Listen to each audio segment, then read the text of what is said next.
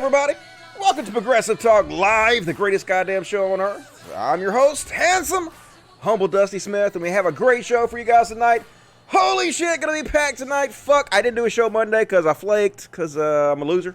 And so I should have done the show because now I have 100 goddamn links to cover tonight.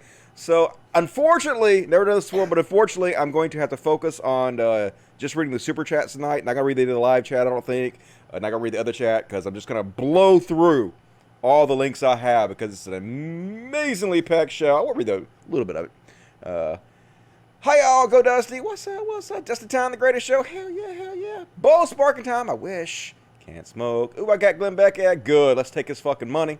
Awesome, awesome, awesome. So go ahead, start out the fucking show. As always, you guys want to support the show, please consider supporting me on Patreon, patreon.com/podcast. There's a link in the description of the video. $1 or $2 a month, whatever you can afford. It all adds up. We lost a couple. We're down to $1,416.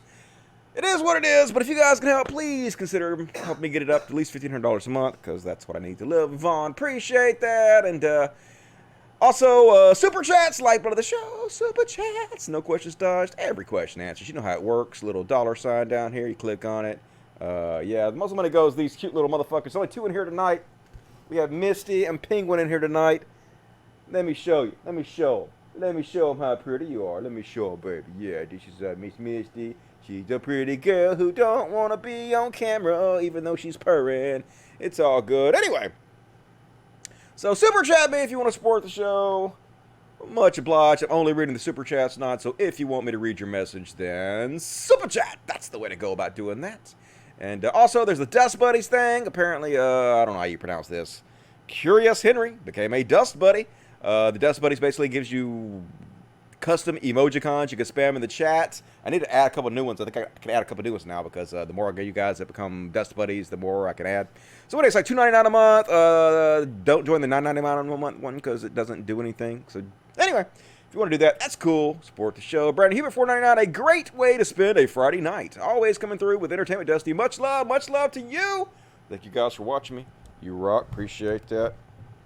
And Elijah Miller, my buddy E, joining me again tonight. I really appreciate it. Just saying hi. Only here for your intro. What? We gonna miss you tonight, E. You're gonna miss a stellar fucking show, but catch it on the replay. It's all good. Cat's jumping around, moving my shit. I need to buy me another thing that holds my camera up because it's loose. The cats jump and bump it, and it knocks it over real easy. I gotta fix that shit, but I'll put that on my Amazon wish list, I guess. All right, let's get started with the fucking show. Hey, Miss Misty, gonna come sit in my lap while I do this show? First off, we're gonna start the show with the hero segment because every time I do this show, I fucking skip the hero segment because it's always at the end. I never make it, so we can be heroes. For just one day, yeah, heroes. I'm going to start off with my girl, Queen, Taylor Swift. Love me some Taylor Swift. Now people are like, Dusty, why do you like Taylor Swift? That doesn't seem like somebody you should like. Yeah, could you put your ass directly in my nostrils? That'd be great. Thank you, Kat. Yeah, she's like, don't you want to sniff my asshole? Maybe later. But anyway, Taylor Swift. I really admire Taylor Swift. I don't know why. She has a lot of, you would think, conservative fans because she sings kind of like, she came from Nashville and has a somewhat of a poppy country background or whatever. So it's very brave of her, in my opinion, to use her platform to speak out against Donald Trump. Because you know that's not going to win her any fans. But this one got 770,000 likes. And she says, Trump's calculated dismantling of the USPS proves one thing clearly. He is well aware that we do not want him as our president. He's chosen to blatantly cheat and put millions of American lives at risk in an effort to hold on to power. Donald Trump's ineffective leadership gravely worsened the crisis that we are in, and he is now taking advantage of it to subvert and destroy our rights to vote and vote safely. Request a ballot early. Vote early. So, like, she don't have to do that, folks. She could just, like, keep raking in her millions and not piss off a section of her fan base. But she has integrity, and I really appreciate her. Strong, powerful woman, Taylor Swift. Click that button. And next hero is Cat Williams. I know I can't believe I'm putting Cat Williams in the hero section tonight. I have shit on Cat Williams so hard in the past. He has said such stupid motherfucking shit. He came out with a whole bit saying evolution wasn't true. If evolution is real, why are there still monkeys? Stupid bullshit like that. But the comedians are doing this new thing these days. Dave Chappelle did it, and now Cat Williams are doing it, where they're doing, I don't know if you call them stand-up comedy specials or not, because they're not really telling jokes, and they don't seem to be in front of an audience. They just seem to be standing up on the microphone and just talking about social issues and what they think and shit. It ain't funny, but at least he is speaking out sort of against Trump. He's using his platform in a positive way. I'm going to play a little bit of it. And he's decided to dress like, what is that guy? 6'9". I don't know. I don't know if he's going through a midlife crisis or something. Dude's my age, dude. Just embrace it. But anyway, let's see what he has to say. If you see a sign that says Black Lives Matter, say out loud, white friends. Sure do. Watch how quickly things start to change in the country. White people, if you're scared about Negroes, I'd like to remind you of something. That anger and that rage that you think will one day be unleashed upon white families, you've been waiting on it for 400 years. We're better people than that. I know what you heard. Thugs, animals, monsters. Nope. Better people than that. Said that, and I'll play one more little short clip of his. It's like not earth-shattering stuff or anything by any stretch of the imagination. It's not even that well spoken, but at least he's using his platform to say something. Free world. Make this bigger.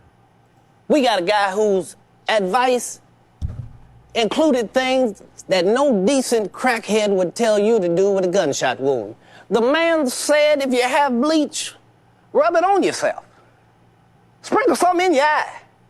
If you see any UV lighting, walk in front of it. But these are serious times. The president's a clown. Who gonna say something that makes sense?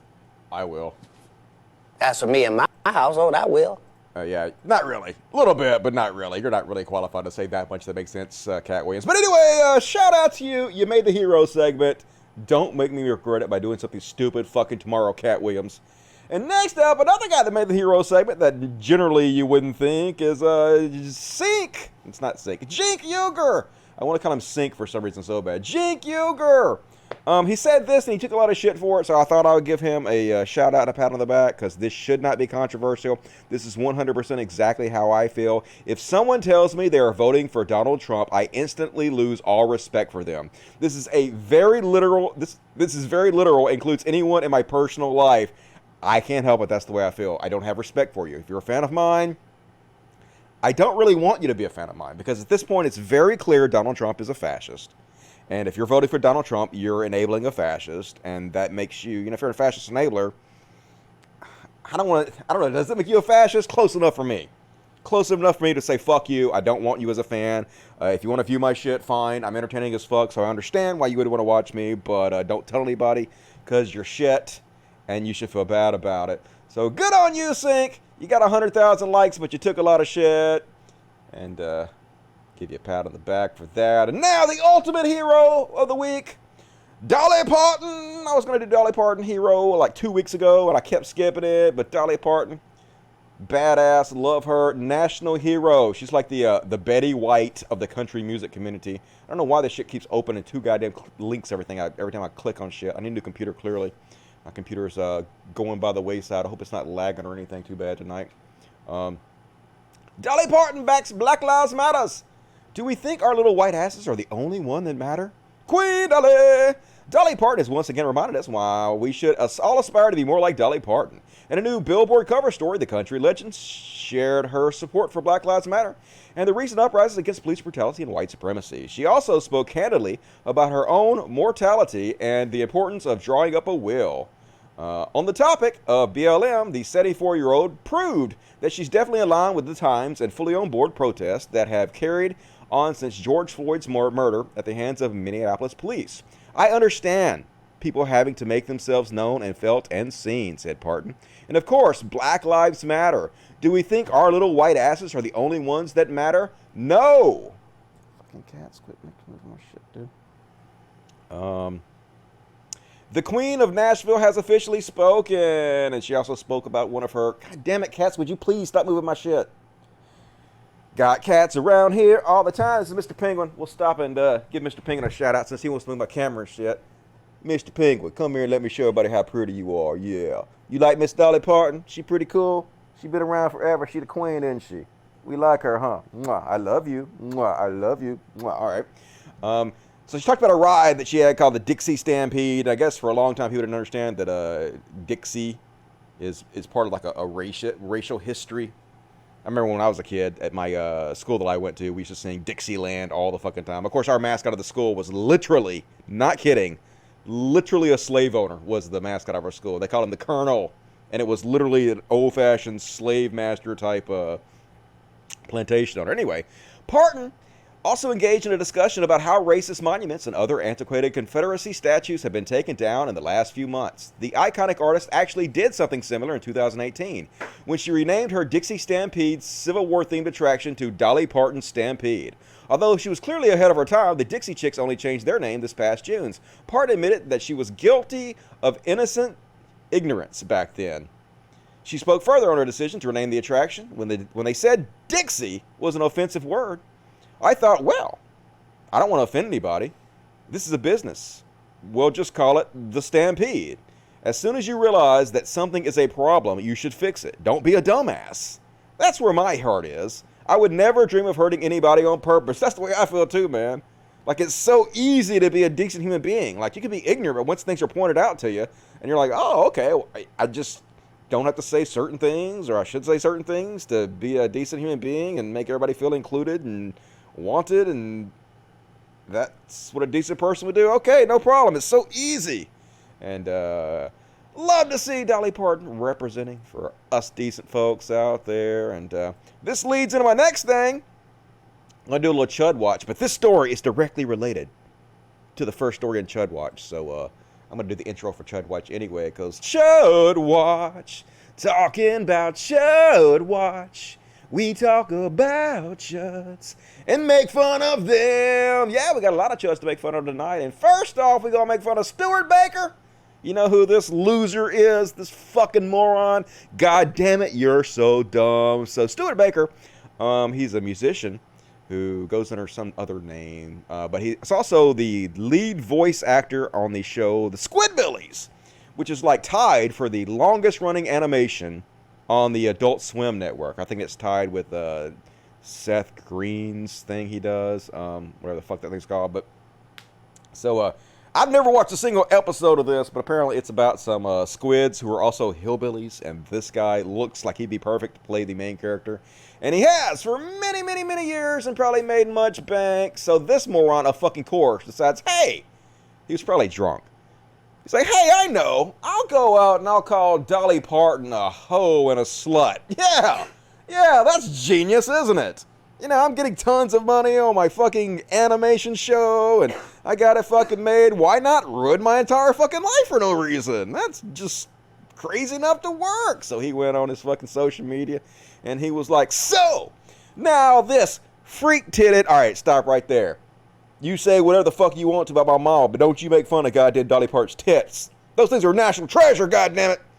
Old Southern bimbo. Dolly Parton ain't no bimbo. What the fuck you talking about? Dolly Parton classy as shit, man. I ain't never heard of Dolly Parton doing anything that wasn't fucking classy. A lot classier than you, Stuart fucking Baker. Is a BLM lover? Hell yeah, I'm mad about it. Remember, slut. Oh, no, you didn't.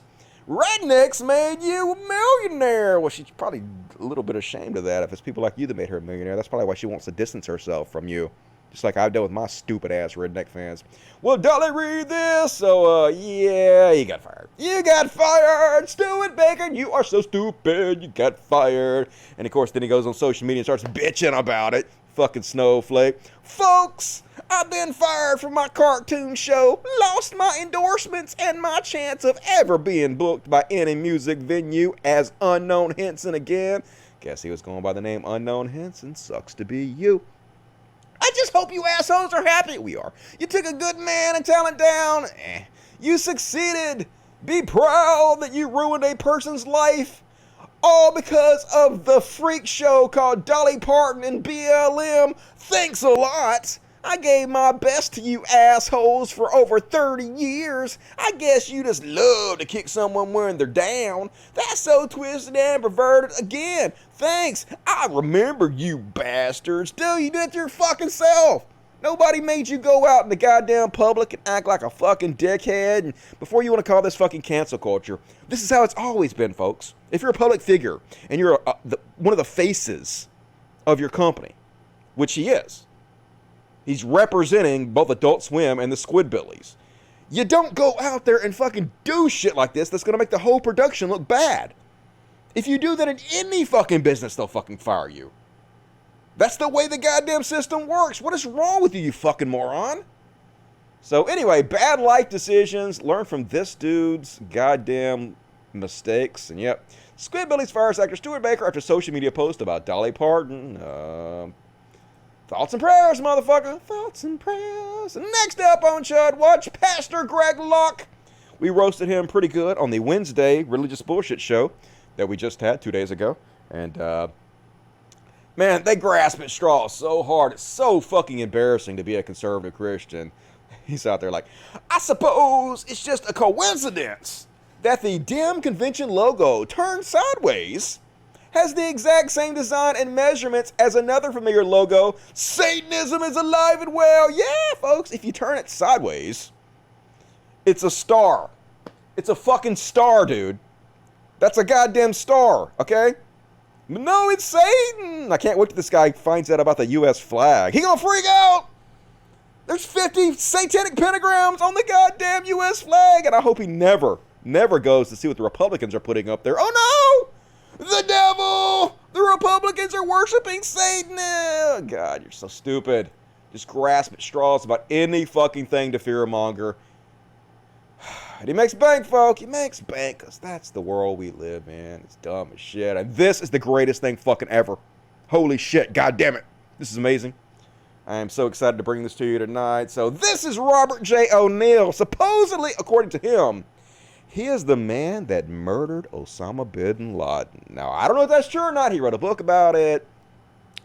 Shortly after the Obama raid, he was fired from his SEAL team because they said he was going into bars bragging about killing bin Laden when you're not supposed to fucking do that. And they claim that he's exaggerating what happened, and other people have also claimed they shot bin Laden. So who knows? Who knows if he's actually the one that did it or not? He was on the SEAL team that killed bin Laden, so we do know that. But so he went on one of the airlines and took his mask off and took a picture of himself. I'm not a pussy, yeah! I don't wear a mask on the goddamn airlines. I don't care about getting you sick. And it's hilarious because right behind him is a fucking Marine wearing a mask, so he's, you know, kind of insinuating that the Marine is a pussy. But nah, he a big man. He don't need no mask. And this is the essence, the epitome, the apex of toxic masculinity. These Trump supporters literally have convinced themselves and others that it's somehow womanly, it's not masculine to wear a mask. Their masculinity is so fragile that they will get other people killed over it. This is what they're talking about when they talk about toxic masculinity, people. They're not saying all masculinity is bad. Absolutely not. They're saying there are certain types of masculinity that are so fucking harmful to everybody, especially men, that we have to point this out in order to help everybody, especially men. It's not an attack on men. It's trying to help men get over this shit that doesn't benefit them or help them in any goddamn way. So this even gets more beautiful, folks, if you hadn't seen this yet. So he gets roasted like you would expect this goddamn dumbass idiot to. He got like 40,000 likes still because we live in a world where Trump is president right now. So clearly that happened. But he got roasted to fucking back. Remember, I'm not a pussy. So then what does he do? He deletes it. He deletes the fucking tweet because he's not a pussy, motherfuckers. He ain't no pussy, but he deleted it. But his excuse is, hey, I didn't delete it.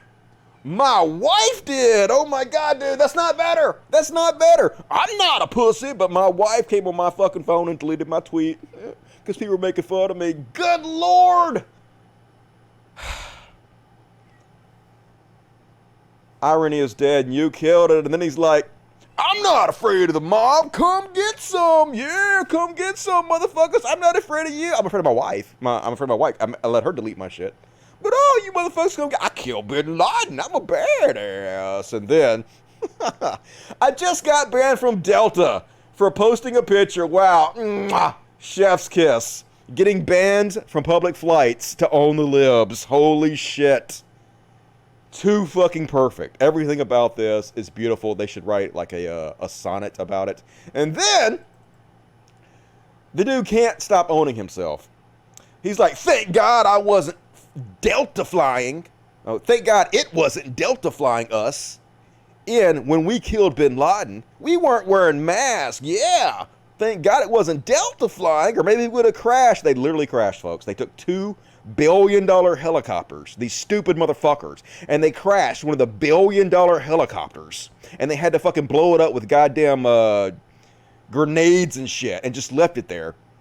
This advanced technology to be taken over and inspected by the enemy, so they can steal our fucking secrets.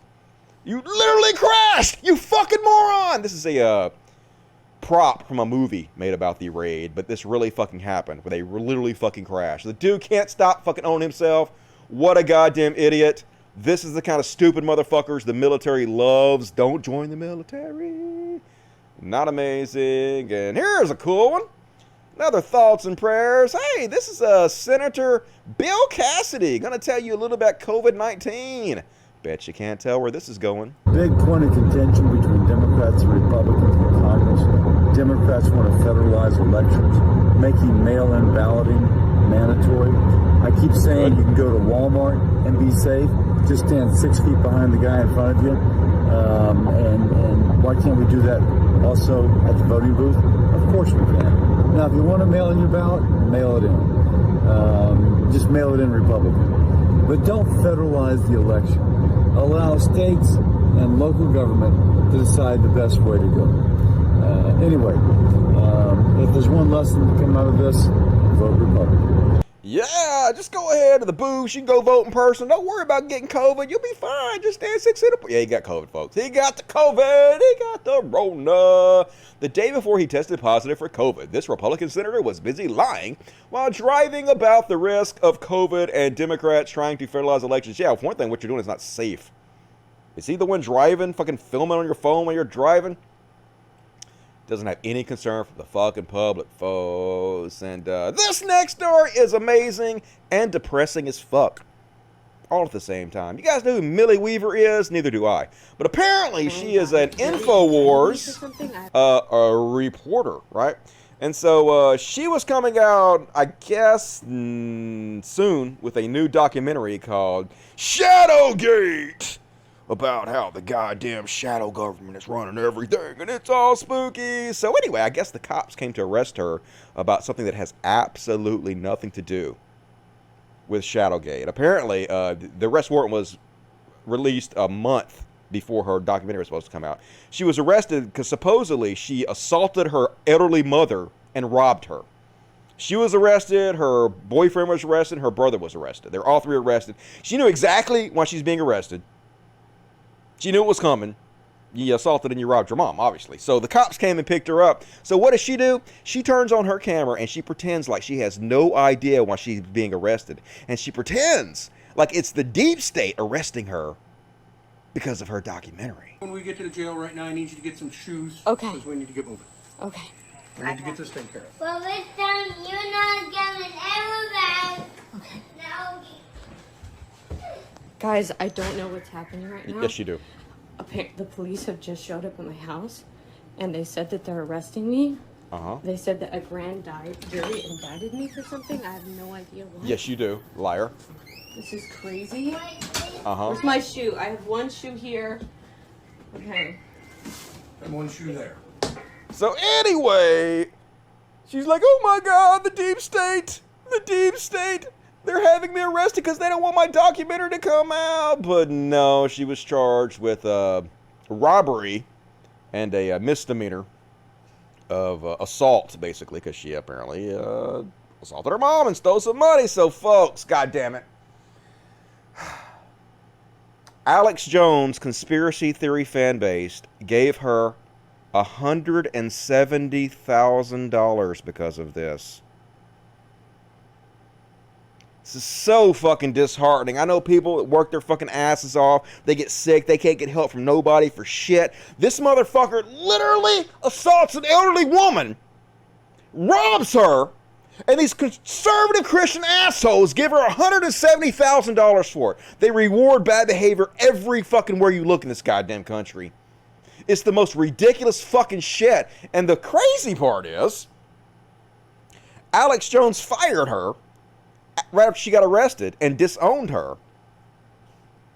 I'm going to show you the clip in a minute. Alex Jones terminated our work relationship this morning. I bet Alex Jones really wishes his fan base would have gave her $170,000, you know? She bet he wishes they would have gave that money to him instead. But even the gun girl turned on her after this. Apparently, her documentary is so crazy, even the InfoWars staff is saying don't believe her, she's off her fucking rocker. And they're disowning her and distancing themselves from her. I'm going to play a very short clip from gun girl Caitlin about this. Fact, it would probably be important to Let's see, skip back to a little bit. surrounding herself with some really bad influences. I want you guys to understand that this video is coming from a place of love and concern for someone I have spent a lot of time around, someone whose newborn baby I've held, and someone I once considered a close friend. But within the last year, she surrounded herself with some very questionable people, which has caused her to turn her back on and like you and not Joe's not questionable people. lie about everyone that she used to work with or consider a friend. I've spent time around Millie's family and I think that they're great people. But Millie has unfortunately befriended very sketchy characters that I believe put Millie and her family in danger because some of them are even married to child rapists. That's why I'm making this video for you guys, because a lot of things are going to change and it's important to get the truth out there before they put out more lies about everybody else. All of you are probably aware by now, Millie was arrested this past weekend at her home in Ohio.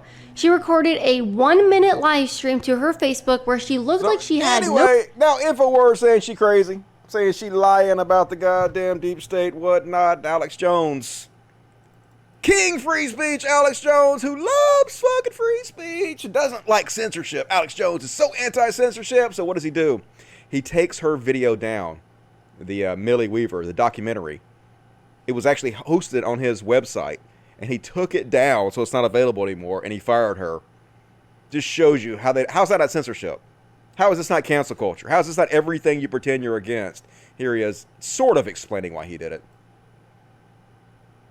It's because once the film came out, people are like, do you know who these people are? And then separately, they were attacking us at the same time. So I went and looked, and I had it checked by experts, and it was just like, are you kidding me? But this is what attaches itself to Q. This is what attaches itself to anybody that's successful. Millie is successful. She did well. We gave her total freedom, and I'm done. In fact, on Monday, I'm going to take the Shadowgate film down and her channel because it's my site, it's my operation, and I choose to not be associated with it. And not even because of the film. I just saw them making statements about, oh, he didn't fund our film, it's our film. So they're acting like they don't want it there. You got it. It'll be off the site Monday. People that want it can go see it. You can download it. If they ask me today to take it down, I'll take it down right now, too. So I'm done. I'll never talk about Millie Weaver again. And I'm just saying I don't believe a word comes out of any of their mouths, and that's it. I mean, I mean, you couldn't write the script for this stuff. And I'm just, all I have is the truth, so I've done it here. So bon voyage, Millie. Have fun with those folks you're working with. I'm sure they'll treat you real good. How fucked up do you have to be when Alex Jones thinks you're full of shit, dude? But she got $170,000 out of it, folks. So, yeah, that's America for you. Heavy, heavy sigh. What the fuck you gonna do? And next up, speaking of InfoWars, Laura Loomer. Crazy Laura Loomer got some bats in the belfry. And so you guys might remember Laura Loomer. She got banned from Twitter and Facebook for cheering on the deaths of migrants and saying she didn't care about the deaths of people that terrorists murdered and whatnot. And here she is on the Alex Jones show. I guess this was about a year ago, crying about how hard her life is now that she's been banned from social media. You know, the important stuff. What do you think, Laura? Yeah, Well, I wish that he would do something. Like I said, I confronted Congress, and when Jack Dorsey was testifying in September, and I begged President Trump, I begged him to do something before it was too late. And that was when I still had access to my my Twitter account, right? But I was mocked, right? Look at that asshole, Billy Long in Congress, who decided to do an auction call over me. It's mocked me and called me crazy, but what are they doing? I want to know what people are actually going to do. My life is ruined. Does anybody understand how ruined my life is? I'm sick of it. I don't want to listen to people tell me that I'm a conspiracy theorist. They don't know what it's like to be me. My life is ruined, Alex. No, I understand. I just think you need to go with it. And, you know, I understand. I've been through this myself. Yeah, just go with it. Alex Jones don't really give a shit, but she whining, she crying, she freaking out because she ain't on social media anymore. And, yeah, she won the nomination for congressional slots for the Republicans, folks. Now, she didn't win the congressional slot. She just won the Republican ticket. She still has to go against the Democrat, which she's going to lose mightily. But the fact that she fucking won! Laura Loomer says that she's proud Islamophobe, and the 4 GOP is backing her. Congratulations, the 4 GOP, on your victory. We look forward to you defeating. Yeah, this is what Republicans are supporting, folks. Let me show you this person. Let me show you the literal types of politicians that Republicans are backing. Here's how it works. First off, our president, yeah, why wouldn't our president give a shout out to this person? This horrific, racist piece of shit. Why wouldn't he? Great going, Laura. You have a great chance to get a Pelosi puppet. She doesn't, spoiler alert. But anyway, here's Laura Loomer. Over 2,000 migrants have died crossing the Mediterranean so far this year. Laura Loomer, good. Here's the 2,000 more. Yeah, we want them to die. Die, you brownies. Yeah. Backed by Trump and Republicans. This is what they're backing, folks. If you're a conservative, you're a Republican, this is you, motherfucker. This is, yeah. We're not all like that, Dusty. Fuck you. Fuck you. Fuck you. You're all backing this shit. You're all to blame. God damn it. Take responsibility. Here she is. Nobody cares about Christchurch. Remember Christchurch is where that guy went in and killed dozens of Muslims. Remember that? The terrorist. Talking about the great replacement and shit. I especially don't. I care about my social media accounts. Oh my God, folks. I don't care about murdered victims. I care about Twitter. I care about my Twitter account. This is what our president, what the leader of the free world is backing. And the fact that Americans are being silenced more than Christchurch. These liberals are insane. Yes, the liberals that are insane. I live in America, not New Zealand. I care about free speech more than what happened in New Zealand, to be honest. Just trash. Here she is. Muslims are out in full force at the scene of New York ISIS attack today, rubbing it in everyone's face, aimlessly walking around in hijabs. They're not doing anything. They're literally not bothering you. She's attacking for no reason. Anyway, total fucking piece of shit. Horrible, racist, murderous, insane person backed by the GOP. And of course, millionaire, super duper liberal Tim Pool has got her back.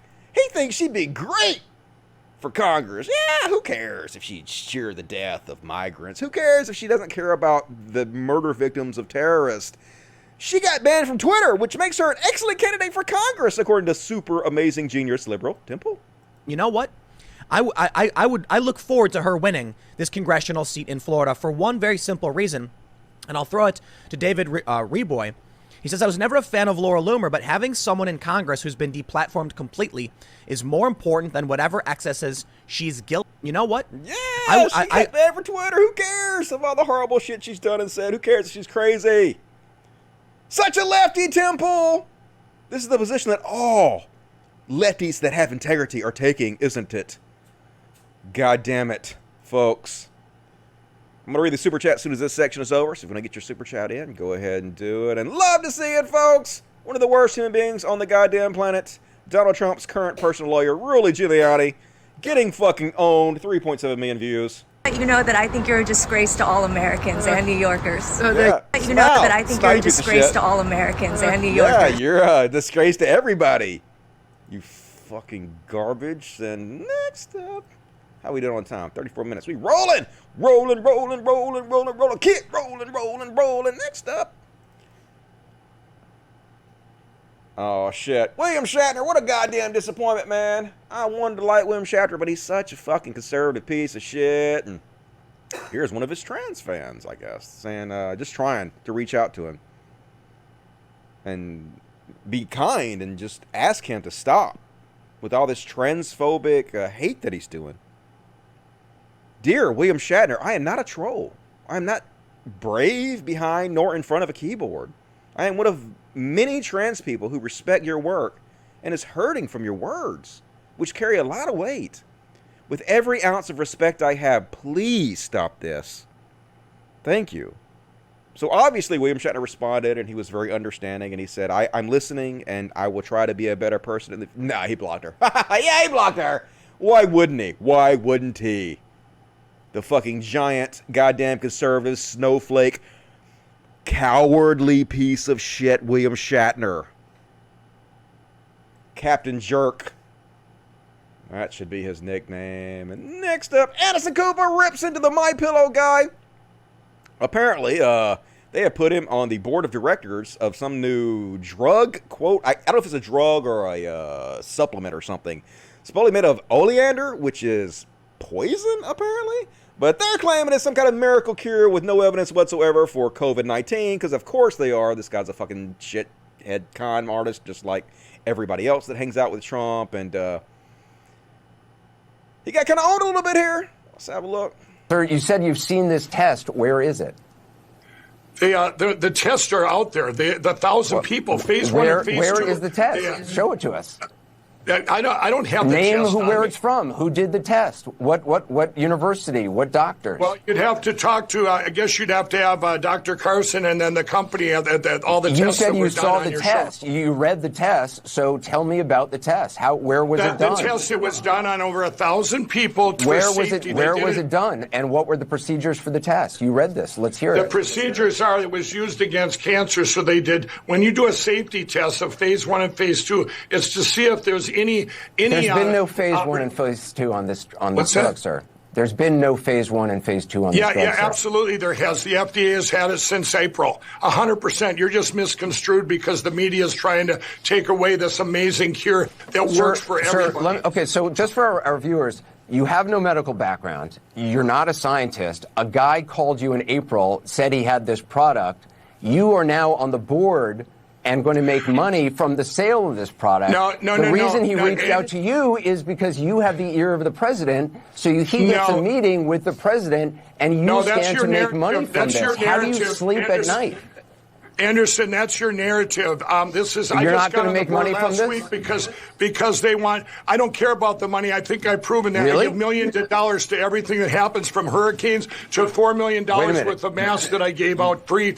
Pocket. I just want to say, if you let me talk here, sure. I will tell you they put me on the board last week because when this gets approved by the FDA, which it will, it's passed every safety test. They have all the studies done, which the you don't FDA have doesn't access really to. approve supplements. When this comes out, this company wanted me because I help people. That's my passion, and I can scale things to get it out to everybody to save our country, to save lives. There's no evidence. To save lives.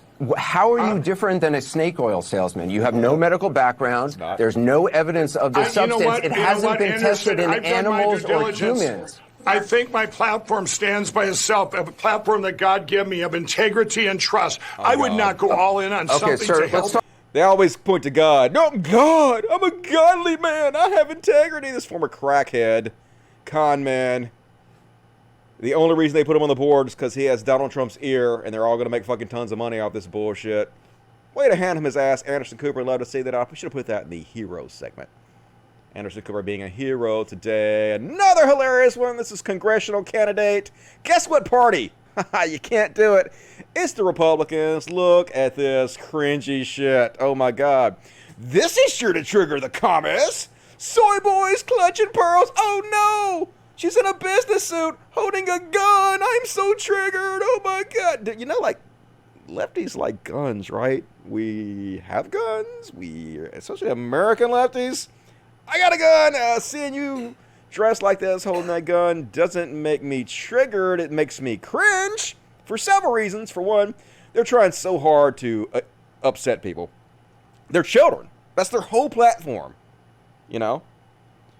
They just want to upset people so bad, but nobody gives a shit. You're so fucking cringy that you're just children behaving this way. The cruelty is the point for these people. The second part is that the scope is on backwards and there's no fucking magazine in the goddamn thing.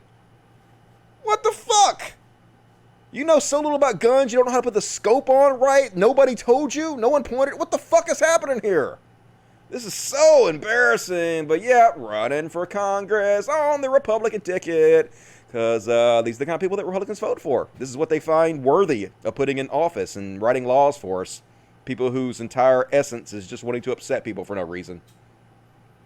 It's such a trash country, folks. This goddamn country is such trash now. Maybe it always has been. But it definitely is now. I definitely see it very clearly now for what it is. Fucking trash. And god damn it. This is scary as shit, folks. This is what QAnon is going to turn into. I'm going to show you a clip later where Donald Trump basically backs the QAnon conspiracy theory.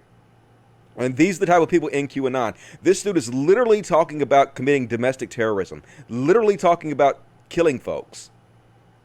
And the QAnon's conspiracy theory, one of the main parts is, as soon as they get a certain sign from Donald Trump, they're going to go out there and they're going to round up all the political enemies of conservatives and put them in camps and shit. That's part of it. Listen to this crazy motherfucker. He should be on some kind of watch list. People are going to die. Because our families are starving. And if you don't hear the seriousness of my voice, I hope you open your ears and you absolutely listen to what I'm saying. Because this is a warning for what's coming. It's not going to be peaceful much longer. It's not going to be rah-rah. It's not going to be speeches. It's not going to be gathered outside saying a Pledge of Allegiance. It's not going to be waving flags.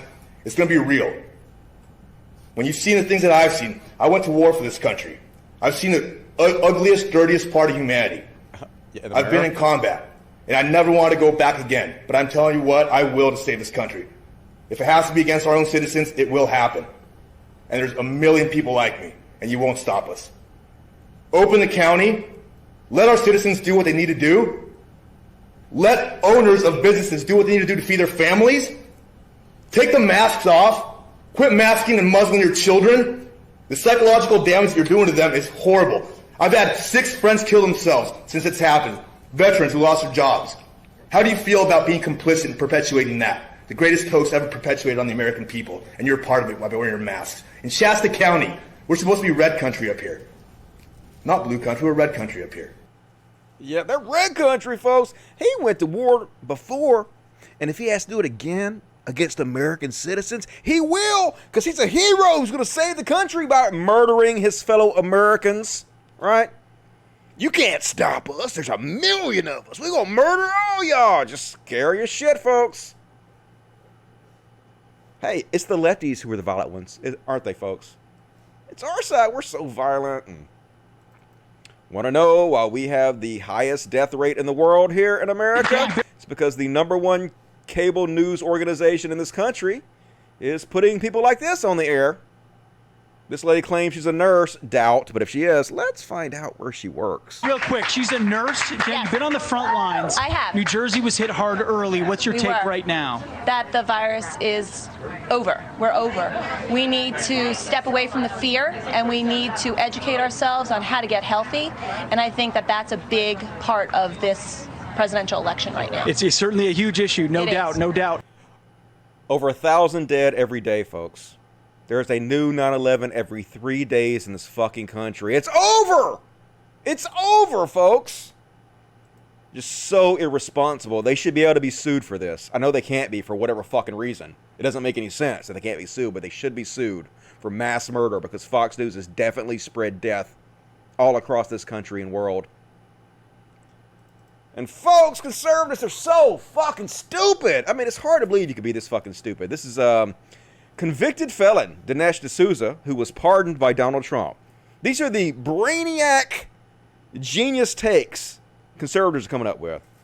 Why are private bathrooms, both in our homes and in commercial establishments, so much cleaner and less smelly than public bathrooms? Could it be because they are privately owned?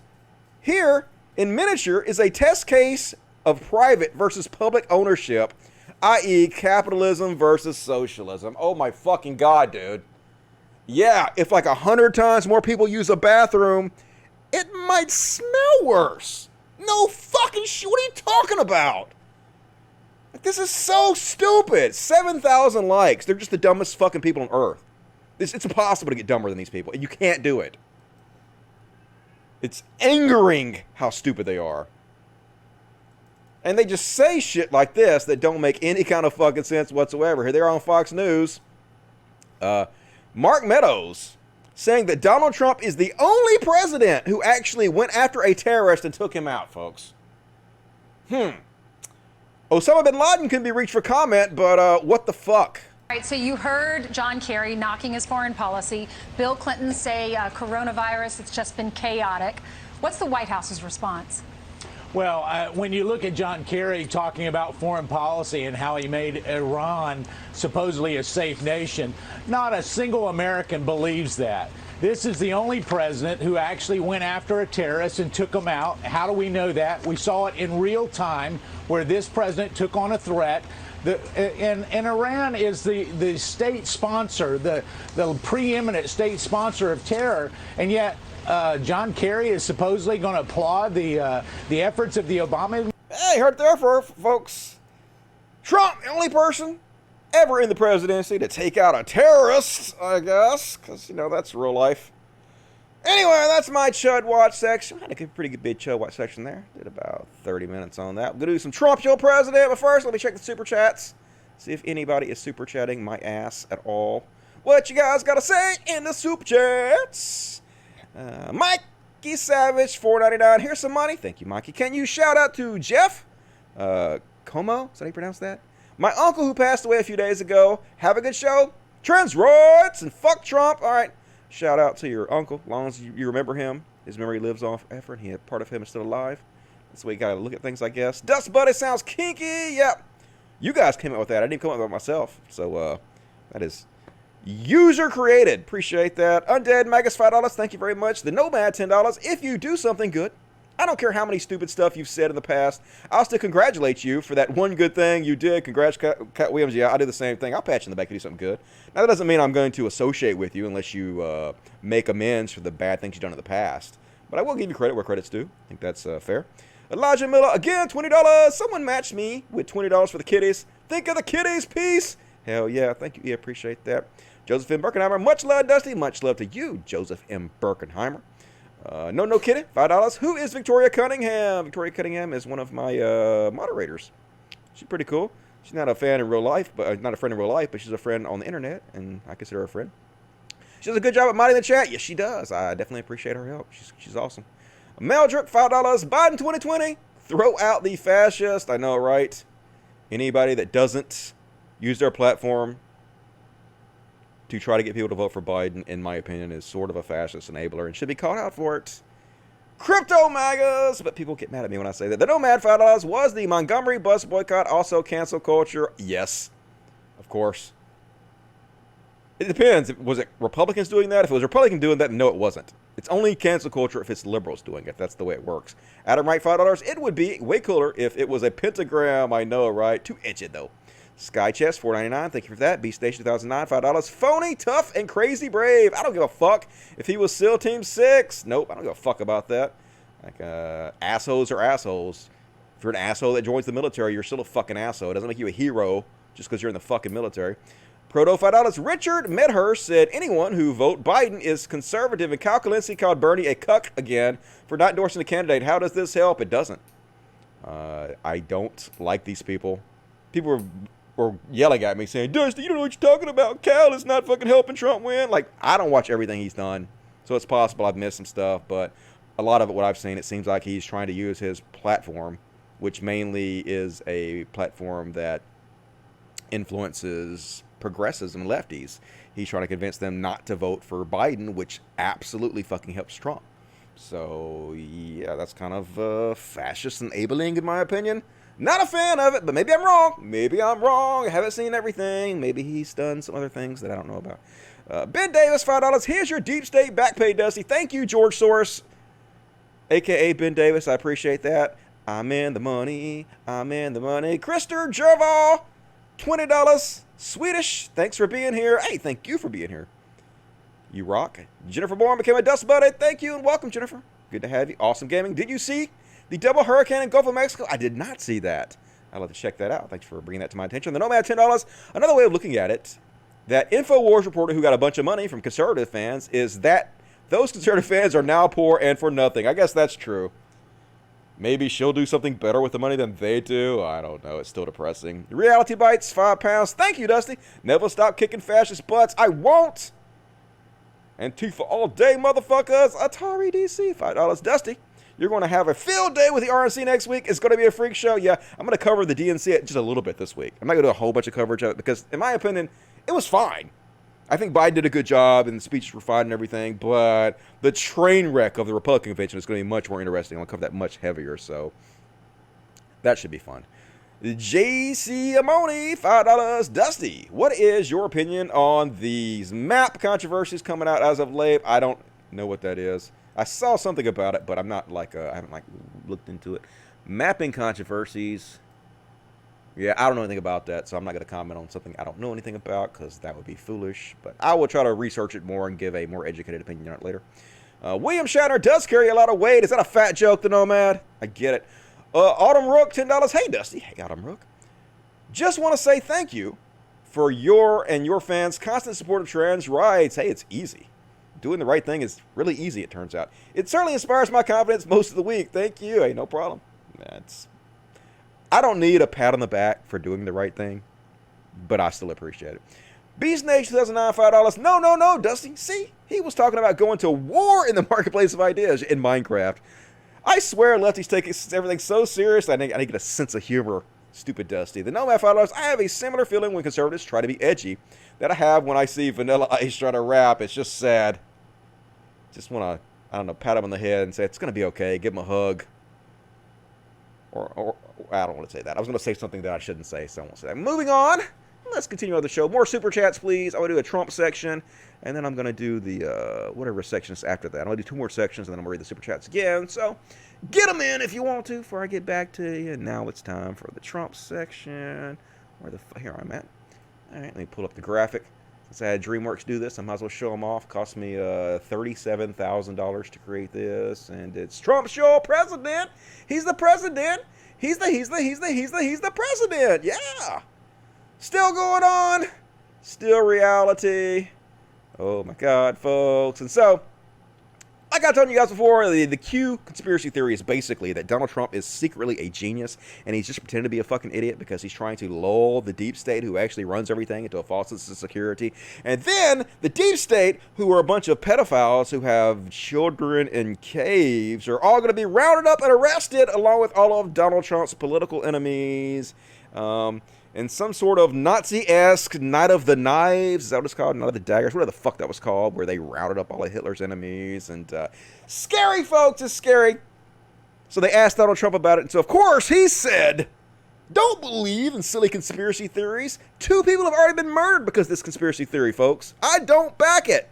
No, of course he didn't say that. Of course, a conspiracy theory that says he's a genius and kisses his ass, he's going to try to back down low. He tries to pretend like he don't know anything about it, which obviously is so stupid. He's always like, I know everything. I know everything about everything. I'm the smartest motherfucker that ever lived. And then when stuff comes out that he's supposed to know that makes him look bad, I don't know anything about it. Never heard of it. Q? How do you even pronounce that? Just so dumb. Theory is this belief that you are secretly saving the world from this satanic cult of pedophiles and cannibals. Does that sound like something you are behind? Well, I haven't heard that. But, bullshit. Is that supposed to be a bad thing or a good thing? I mean, you know. Yes, a crazy conspiracy theory saying you're a super genius who's about to take down people who are holding children in caves. That's a bad thing because people are getting murdered over it already. At least 2 people have been killed. You should say, no, obviously this is just stupid. These are lies and this is not happening. So yeah, people spreading lies that aren't happening is a bad thing. Donald Trump, right? I can help save the world from problems. I'm willing to do it. I'm willing to put myself out there. And we are, actually. We're saving the world from a radical left philosophy that will destroy this country. And when this country is gone, the rest of the world would follow. It's just such arrogance. You know, if America falls, the rest of the country probably going to be fine. A lot of them going to be better off if we fall. So, maybe let's try not to collapse. Let's call that plan B and get your ass out of there stat as soon as possible. And next up, there was all these rumors that Trump was going to pardon somebody. He was going to have this big new pardon, and they were like, wondering who's it going to be. Is he going to pardon Joe Exotic? Is he going to fully pardon Roger Stone? He commuted Roger Stone's sentences, but he's going to pardon Roger. Who's he going to pardon? There's so many people out there so deserving of pardons. There's so many people out there who are locked up for life for marijuana. So many people who have been falsely convicted. So many people who could use the mercy of the presidency and a pardon. So who is Trump going to pardon? Yeah, Susan B. Anthony. Yeah. Somebody's been dead for a very long time, doesn't need the pardon, doesn't help at all. Yeah, why not? Yeah, it's all just a show, folks. Document that I'm signing, and I wanted to just add something because this was brought up a week ago, and I was so surprised that it was never done before. Because later today, I will be signing a full and complete pardon for Susan B. Anthony. She was never pardoned. They laughing at him. Did you know that? She was never pardoned. Yeah, we didn't know that. We didn't give a shit. What took so long? What took so long? Because nobody gave a fuck. Because there's real issues. Because 170,000 people are dead. Because 30 million people are unemployed. Because there's real fucking shit we have to deal with in the goddamn world instead of this ridiculous, useless bullshit. Fucking moron. I guess it was some kind of International Women's Day or something, so he's doing that to pander to women. You know, I guess so they'll forget that he repeatedly brags about assaulting them. You don't even have to ask or wait. You just do it. They let you. Trash. And next up. So, yeah, he's said this twice this week, folks. This is not the, he said this multiple times. But he keeps joking, quote unquote, about serving for 8 more years or 12 more years, 3 or 4 terms. As you know, you're not allowed to serve more than 2 terms as president, but this is what dictators do. They seize power, and then they don't let it go. They make excuses for why they can keep the power for the whole time. So you might say he's joking, but he's kind of just floating these ideas. It's like half jokes, but half seriously. It's like many a truth is said in jest, and he's just trying to float these ideas so when he does it, he can say, hey, I said I was going to do it. Let me go ahead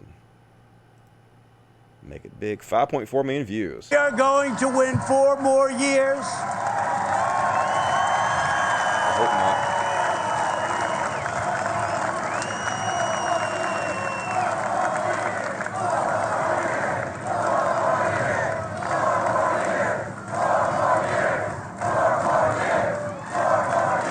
And then after that, we'll go for another 4 years because, you know what, they spied on my campaign. We should get a redo of 4 years. Yeah! Fuck the Constitution! Fuck democracy! Fascist dictatorships forever! And he also made the same joke, not that one, he also made the same joke a couple days later, floating this idea over and over again. The more he repeats this stuff, the more people will start accepting it. That's the way all this shit works. Cognitive ease is what they call that. Your hot spots. You got some hot spots. Very unfair to Minnesota, I will tell you that. And I'll tell you, if I don't win Minnesota, I'm never going to do it if I run for a 3rd or 4th term, okay? I'll never be back if I run. I've given up. I almost won last time. One more speech, Mike. Why didn't you have... If I run for a 3rd or 4th term, he keeps saying it over and over. This is what fucking fascists do. He's so afraid of being thrown in jail, like all his other goddamn buddies, that I think he's going to do everything he can to hold on to power. But folks, when conservatives do it, it's not cancel culture. He's all mad because Goodyear Tires, I guess, came out and said they don't want people wearing MAGA hats at work because, you know, for one, they're racist. The MAGA hats are racist. I used to think they weren't, but the term "Make America Great Again," that, if you think about it, that's racist. When was America great? When is this time period? When America was so great. Well, it's when it was more racist. That's literally what it means, folks. Back in the good old days where the darkies had to sit in the back of the bus and had their own water fountains. Let's make it great again, which is exactly what he's trying to do. Spread nothing but division and racial hatred in this country. But anyway, don't buy Goodyear tires. They announced a ban on MAGA hats. Get better tires for far less. This is what the radical left Democrats do. Two can play at this game, and we have to start playing it now. Yeah, we hate cancel culture, but let's do it anyway. It's good when we do it. It's bad when they do it. That's how everything works, folks. It's double standard every goddamn step of the fucking way. And here he was the day before his brother died. His brother dying in the hospital. This is Trump on the golf course. His fucking orange makeup sweating off on his shirt. This is dickhead NFL former kicker Freely. Something Freely. What the fuck his name is. Whoever this dipshit is, you should never live this down, motherfucker. Fascist enabler. Kicker, something Freely. I don't even know. I don't watch football, but I don't like you. But yeah, look at him. My brother's in the hospital dying. He's my best friend. I'm on the golf course. Yucking it up with some former NFL douchebag. Classic Trump. And he's so scared, folks. He's so scared to lose the presidency that he's willing to do anything. This has been covered very, very heavily this week, thankfully, about him installing a toady as the general of the post office, the postmaster general, who was going in and straight up sabotaged the post office incredibly. We're going to show it to you. In order to try to stifle the vote and make sure that people can't mail in votes. This one went out to the post office and took video of it. I guess she's a reporter of some sort.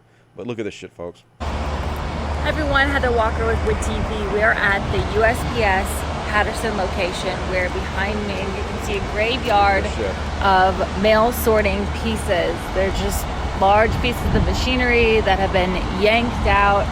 They yanked them out and they cut the cords on purpose so they could not be reinstalled. These are millions and millions of dollars of machinery they took out and destroyed. This is a federal crime, what they've done.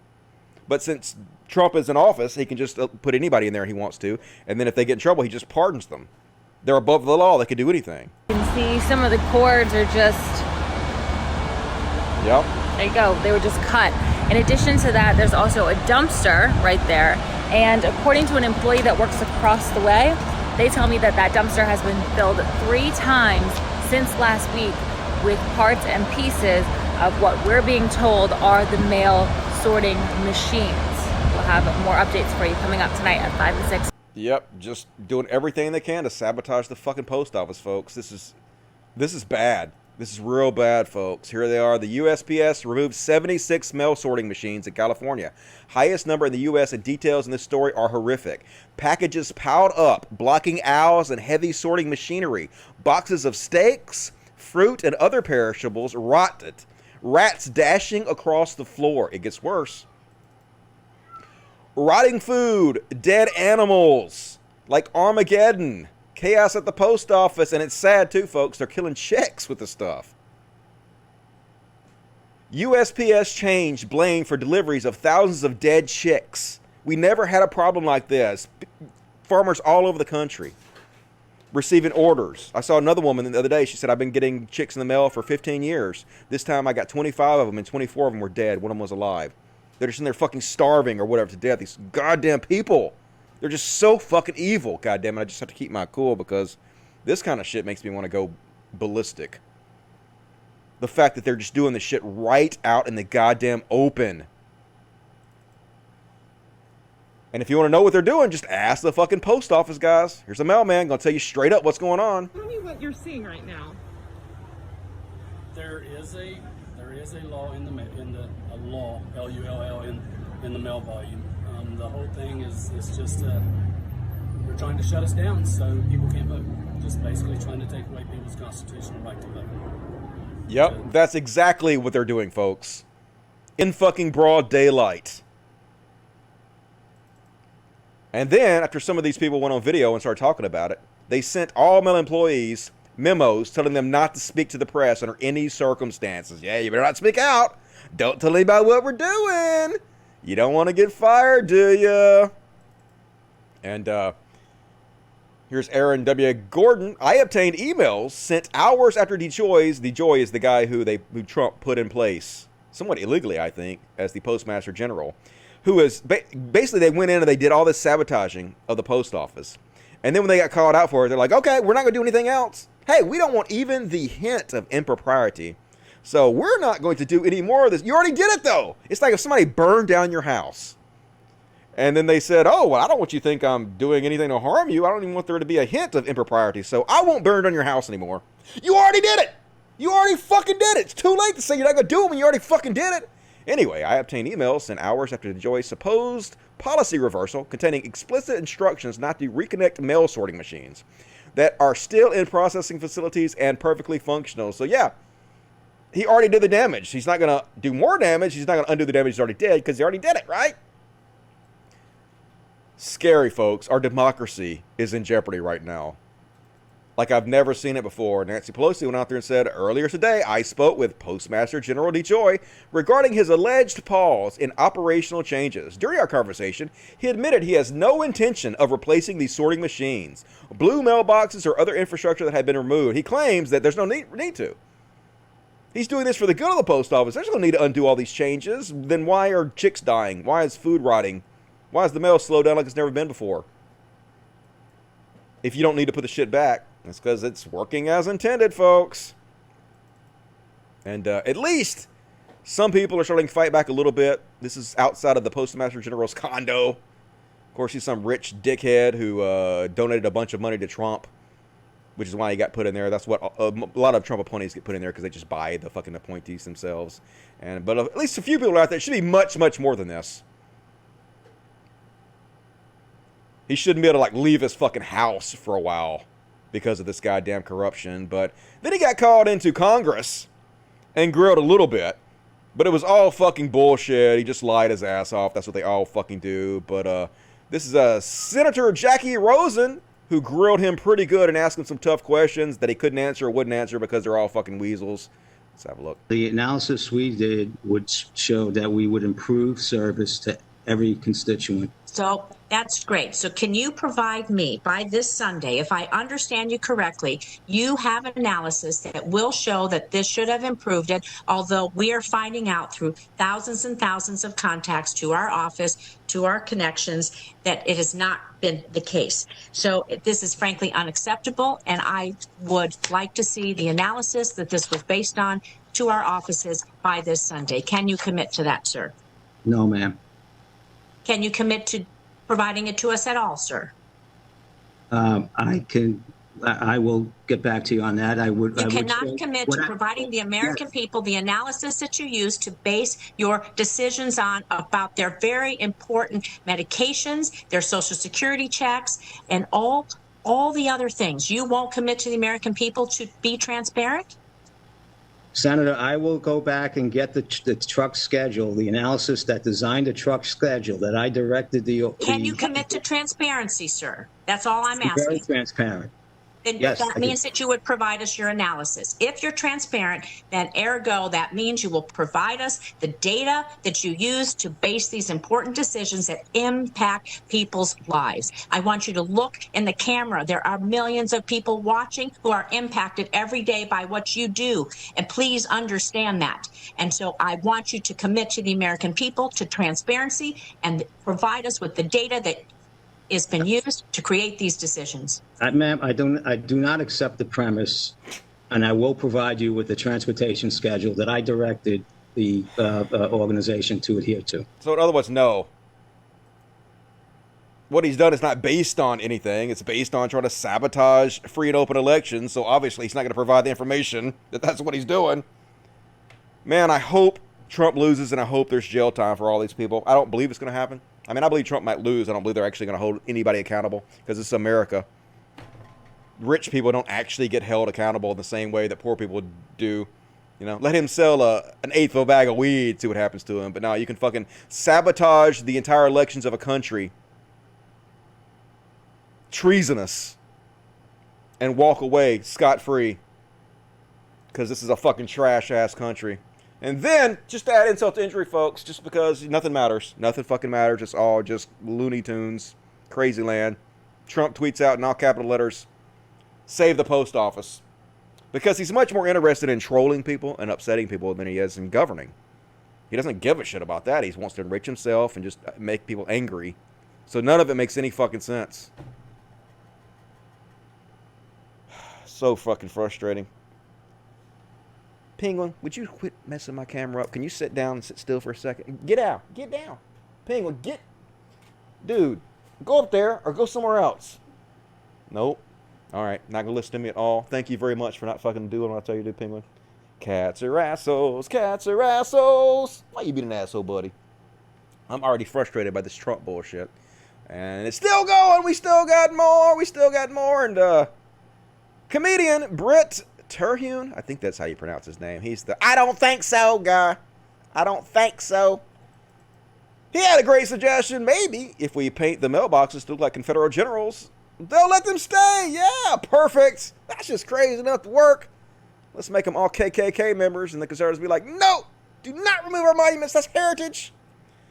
And next up, you guys might remember that Mexico was going to pay for a wall on our border, that Trump was going to make them, and he assured us it was going to happen, folks. He said they are going to beg to do it, folks. They're going to want to do it. They're going to be happy to pay for this wall. When I'm done with them, it's going to be easy. It's going to be so easy to get them to pay, folks. So, yeah. We Build the Wall is a charity, quote unquote, that was set up so that Americans could fund the wall. Because, of course, right? Why would not Trump supporters not hold him accountable for saying Mexico's going to pay for the wall and instead pay for it themselves?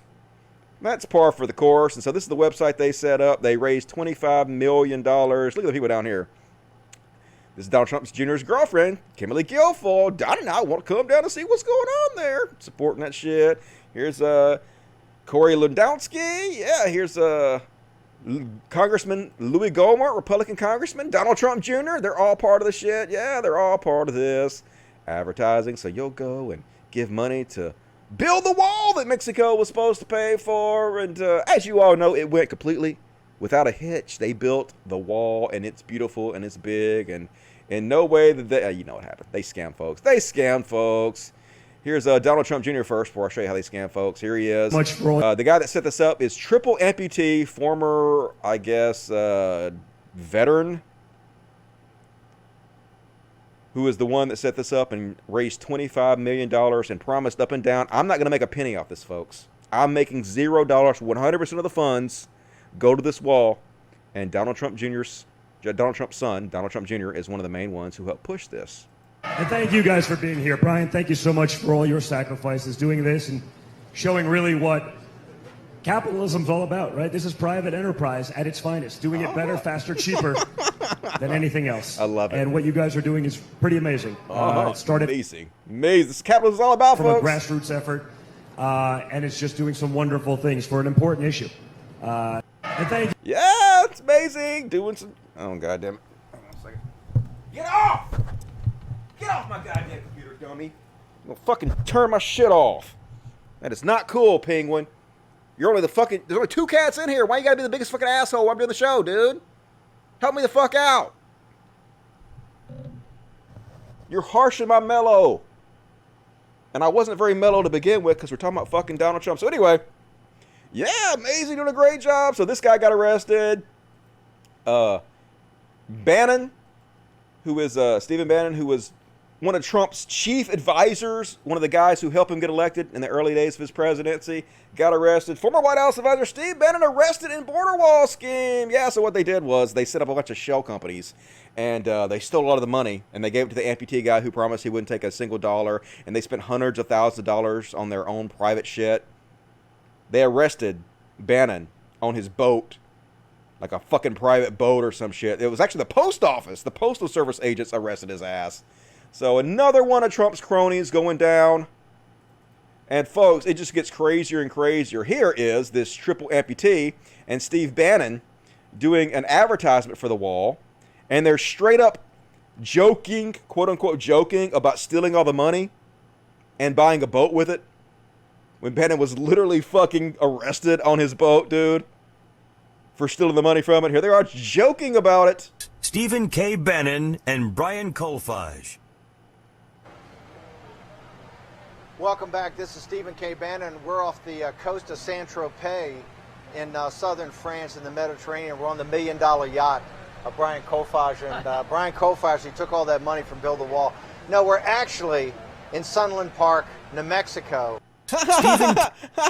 We actually stole money, and now we're joking about stealing money. Yeah, that's how stupid Trump supporters are. That's how little respect they have for you motherfuckers. They literally laugh about it to your face. And, of course, they asked Trump about it. Well, I feel very badly. I haven't been dealing with him for a long period of time, as most of the people in this room know.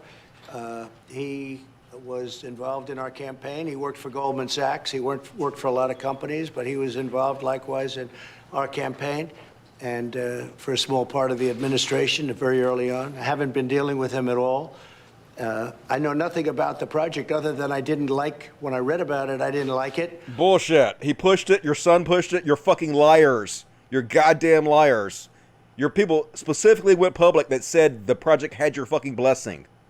I said, this is for government, this isn't for private people. You did not say that. And it sounded to me like showboating, and I think No. I let my opinion be very strongly stated at the time. I didn't No, like you it. didn't. It was showboating. And You lie. You lie. He distances themselves and he lies. Another one of his fucking cronies go down and they just lie. They have no fucking integrity whatsoever. So angering, goddammit. Here he is. Trump directed $400 million to firm tied to Steve Bannon's We Build the Wall scheme that just got him arrested. So this is another,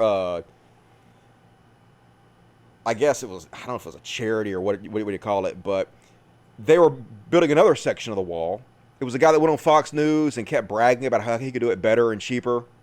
And so Trump talked Homeland Security into giving these people $400 million.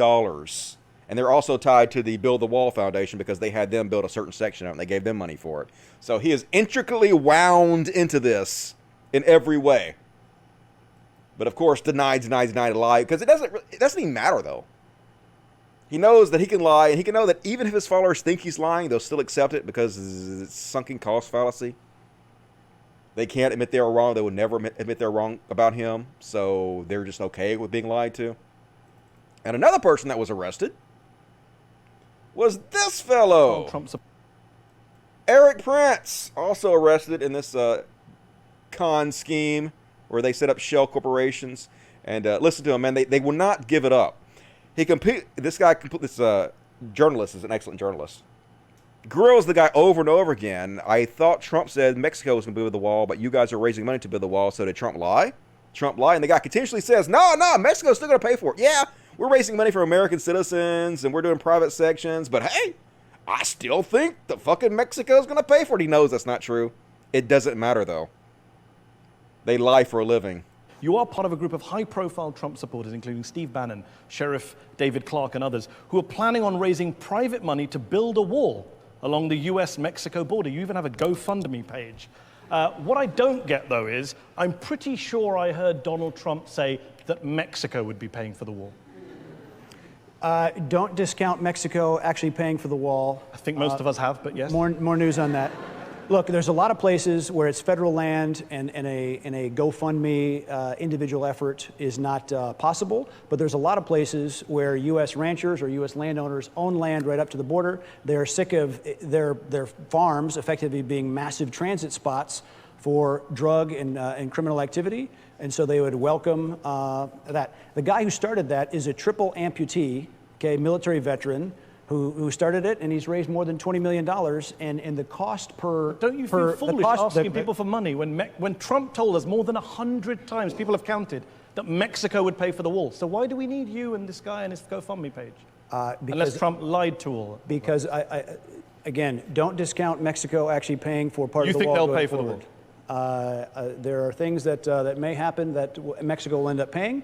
He didn't say part of the wall, though, Eric. He didn't say, hey, Mexico's going to pay for part of the wall. He very explicitly said, Mexico will pay for the wall.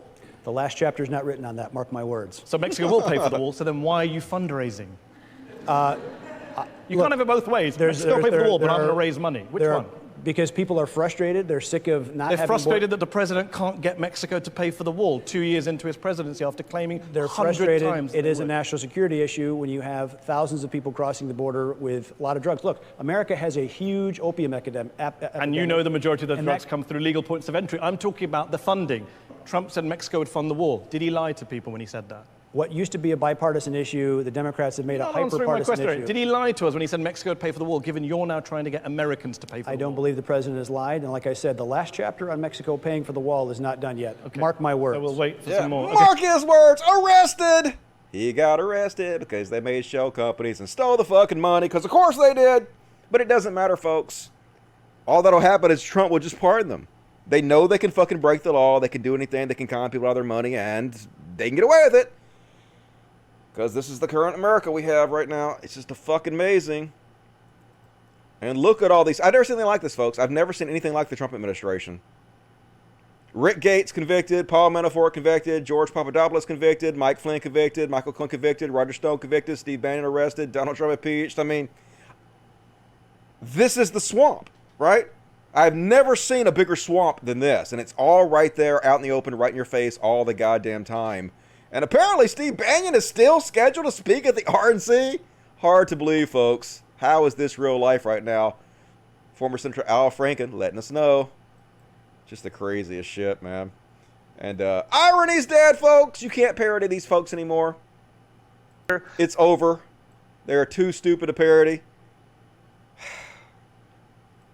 Let's see if you can find the hypocrisy and the irony in this clip of Donald Trump Jr.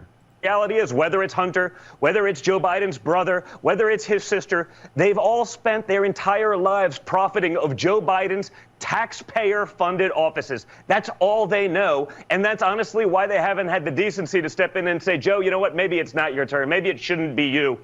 They should have done that during the primary, but they can't because they have nothing else. It's the epitome of the swamp, and that's what this election is going to come down to. It's going to be the swamp versus freedom in America. It's going to be, reality is, whether it's Hunter, he's whether right it's about Joe that. Biden. He nailed the last part. It's definitely going to be the swamp versus freedom in America.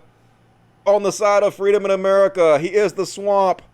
He is the living embodiment of nepotism. All he's done his entire life is live off his father's name. We'd have never heard of this guy if his last name wasn't fucking Trump. Just ridiculous. They have no shame, folks.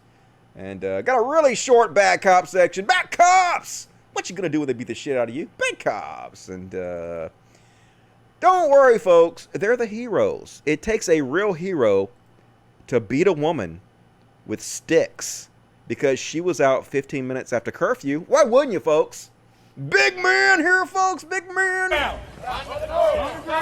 Stop. Let's beat you. Let's beat you in the leg with sticks. Let's beat you with sticks. Yeah. Yeah. Paying compliance. You want to tell me torture's not illegal? Not legal in America? Yes, it is. Torture is legal in America. Perfectly legal for them to torture you. Paying compliance. Back up. Yeah. Throw her head in the concrete and then put a stick in the back of her neck because she was out 15 minutes after curfew. Where you at, patriots? We need these guns in case tyranny comes and attacks and beats women with sticks. Nah, you motherfuckers. You're the ones doing it. You are the tyranny. And want to talk about a fucking police state, folks. Look how scary this shit. Stone Mountain, Georgia. What if you saw this outside your fucking town? So I'm leaving the Stone Mountain, Georgia, and there's at least a dozen vehicles marked military police that were on standby as the fighting took place. I was looking at the police who were involved. Some were marked crime unit, sheriff's unit, but I don't think military. Like, scary, folks. And what I'm about to show you next, remember this, keep this in mind with what I'm about to show you next. Because what I'm about to show you next is one of the scariest things I've ever covered here. I'm going to skip ahead and show it to you. Holy shit, folks. They're about to, in Tennessee, they've already passed it in both houses. It's going to the governor's desk for him to sign. They're going to make it illegal to protest. I shit you not. They're going to send these military people in there, and they're going to arrest peaceful protesters. Not the people with AR-15s and guns who are protesting mass, not conservatives. They're going to go in and arrest Black Lives Matters and Antifa. Listen to this crazy-ass shit. It's scary. We are using a bazooka to go after a housefly here. The state is criminalizing protesting. We seem to not worry about protesting when we as white people show up to our capitals with AR-15s. True. But when black people show up with signs, it just seems like all of a sudden we want to pass legislation to stop protesting. And so that's just a little concerning to me. And maybe that's why the protesters are out there in the first place. GOP State Representative William Lambert sponsored House Bill 8005. You can stand with criminals, or you can stand with the rest of us that are in favor of the rule of law and in favor of law enforcement. Fascist. For months, protesters have camped outside the Tennessee state capitol. HB 8005 makes that a felony with a mandatory minimum 30-day jail sentence. Minimum. Are we so scared that we can't let, 50 kids put up a tent? The bill also increases the penalty for disrupting a lawful meeting. Again, my concern is the peaceful protesters. And at this point, you can't assure me and or this committee that under constitutional, protected,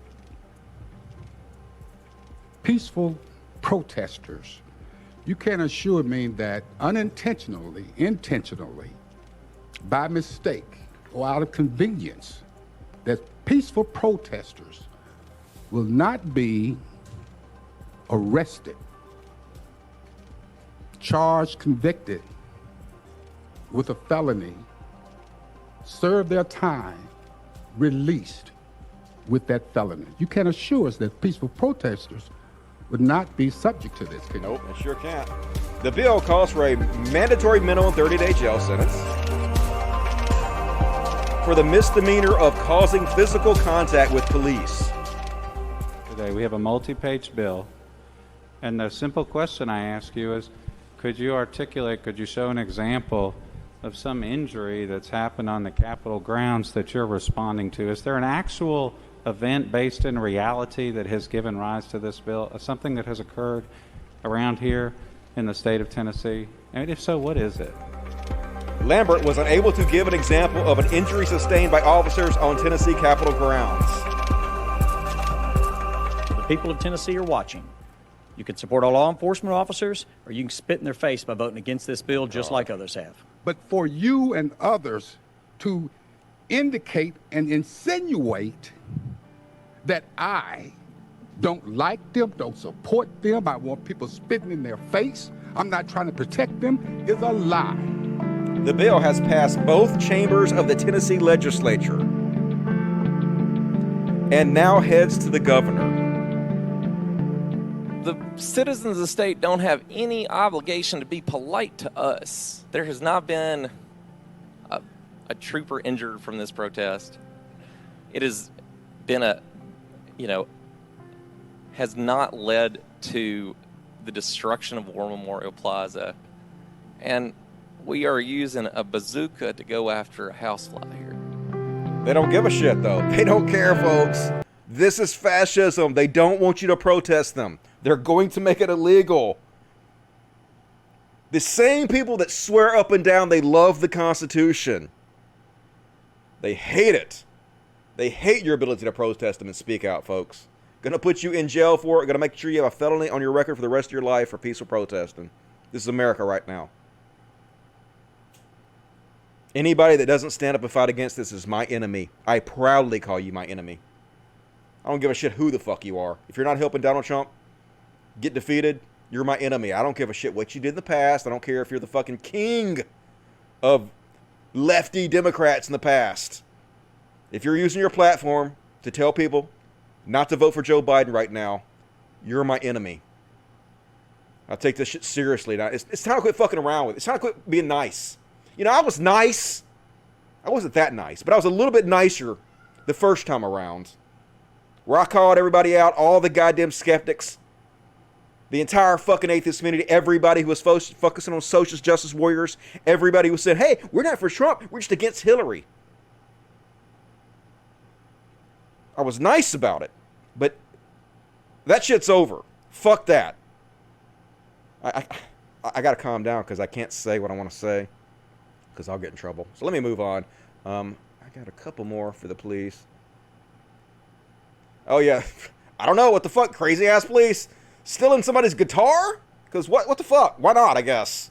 Don't go after the bards. Oh hell no. You can go after the social justice warriors, but not the social justice bards. That's a step too far. But yeah, let's go over here and bully this guy and steal his guitar for some reason. You playing guitar at us? No, you're not allowed to play your guitar at us. We're the God Man. This is our guitar now. Don't you try to get your guitar back. We'll shoot you with fucking pepper balls, bullets and shit. Just fuck these people. Defund these motherfuckers. God damn it, immediately. And one thing the protesters are using now, which I like, they're coming up with different tactics and whatnot. The unstoppable reflecto cubes. I guess this is another country, but I don't know what country this is, folks. We need to import this to America immediately. Look, they try to stab it. They got these reflecting cubes. They're shining lights and lasers on them to disorientate the cops and put a spacer between themselves and the cops. The cops trying to cut it up, but it ain't working really well. Yeah. Get them with the reflecto cubes. I love it. All these tactics need to be brought to America. And, bootlickers! Look at these fucking bootlickers. They're so pathetic. How can you get more pathetic than this? This is, Matt Schlapp. American conservative, yeah! Want to stick it to the people trying to defund the police? Yeah, you want to own the libs? Well, here's how you do it. How about this? Park illegally. Get a ticket and pay it. All the funds go to refund the police. Who's with me? Yeah, let's break the law. And then make the police, you know, focus on us instead of handling real crimes and real problems so that we can just give them money. What the fuck? For one, I don't think that's really how tickets work. I'm not sure all the money go to the police. But secondly, just give them the money. If you want to give the money, you stupid fucking bootlicker. You got to break the law to do it. This is not a good idea. But it's a conservative doing it, so not surprised at all. And, alright, that is the end of my bad cop section. I'm going to check the super chats real quick, and then we're going to continue on about half done with the show. What time is it? I've only got 30 more minutes. Overtime! We're going to do some overtime tonight. Who wants some overtime? Overtime! Let's see. The Nomad, $5. The QAnon conspiracy theory is literally the night of the long knives that happened in Nazi Germany. Yeah, that's what I was saying. The night of the long knives. Scary shit the president is pushing, folks. Zombie Gangster Samurai, $4.99. Ex-Marine here. Transroids. Hell yeah, I'm glad there's a few good ones out there. Krister Jerval, $20. Swedish. What if U.S. democracy is lost? You just don't see it. That sucks. I hope that's not true, but starting to look like it. Spanky Weasel, $5. What's up, Spanky Weasel? Had to give you some fuzzy bucks. No questions. But this is the greatest show. This is the greatest show. Appreciate it. You helped make it the greatest show, Spanky, and I appreciate you joining me tonight. Neko Ajik, $10. A surefire way for Trump to save the world is to resign. He won't do that. He's too scared of going to jail. Fuck this dude. Live Inspire Forever. $19.99. That is very generous. Thank you, Live Inspire. For the dolls and the kitties, and for the excellent broadcasting and keeping us up to date. Trends rides. Hell yeah. Thank you very much, Len. Appreciate that. You rock. And more super chats, please. Gonna continue on with the show. Folks, this is the what the fuck section. Let me do the what the fuck section. Let's see. What the fuck? Yeah, what the fuck? And, folks, I heard about this on the Twitter.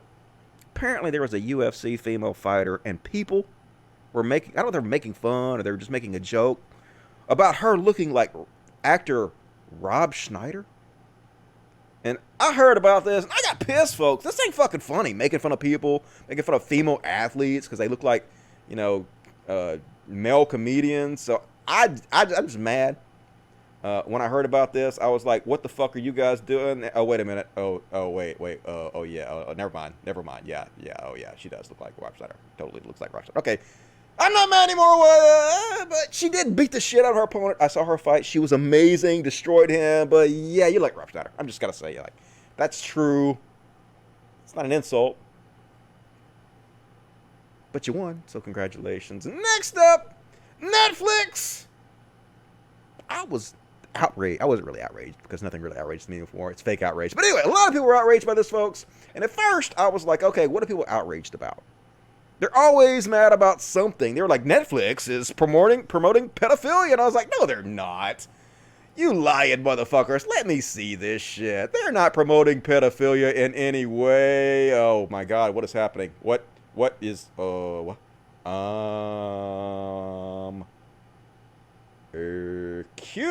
'Netflix 9th of Sep.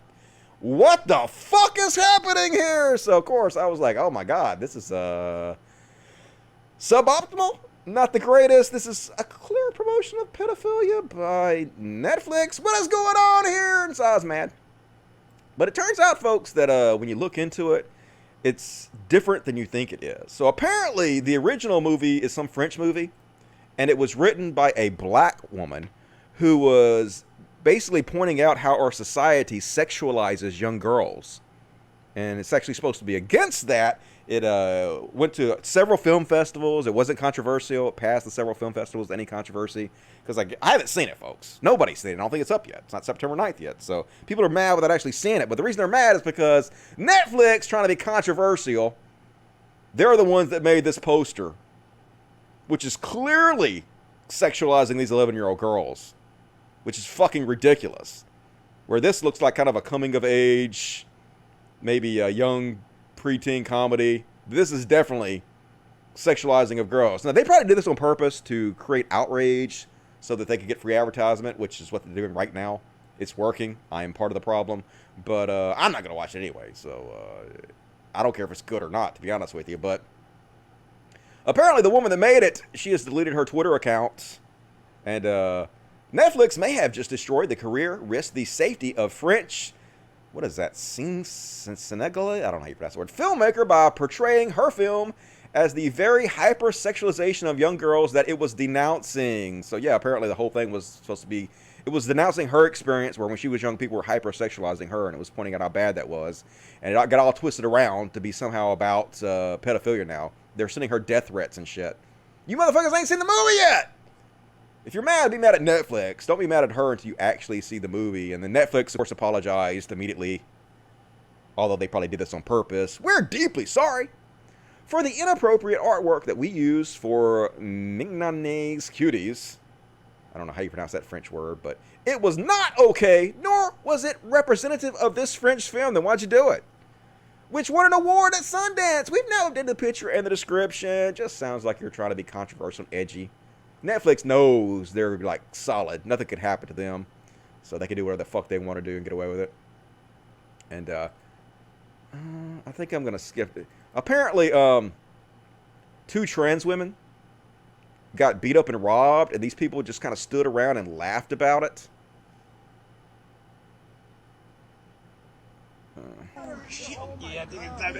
This asshole. Apparently he was some kind of YouTuber. She deleted his account now. All these people are giant fucking shitheads. They all sat there and laughed. It didn't help while they were beating and crying. So yeah, time to name and shame these motherfuckers. They've already been somewhat, but here they are. Here's their faces. Yeah, I don't know. You guys do what you want to do, but name and shame, I'm thinking probably. Pieces of fucking disgusting human shit. And folks, want to see a guy end his career in 3 seconds for no fucking reason? This is I think he's Cincinnati Reds. Yeah, Cincinnati Reds baseball announcer Tom Brenneman. I don't know why he said this. I guess he didn't know that he was on a hot mic. And he says something of the lines of that Kansas City is one of the biggest faggot towns or faggiest towns in the world. And it got broadcast. Let's listen. Fag capitals of the world. Fag capitals of the world.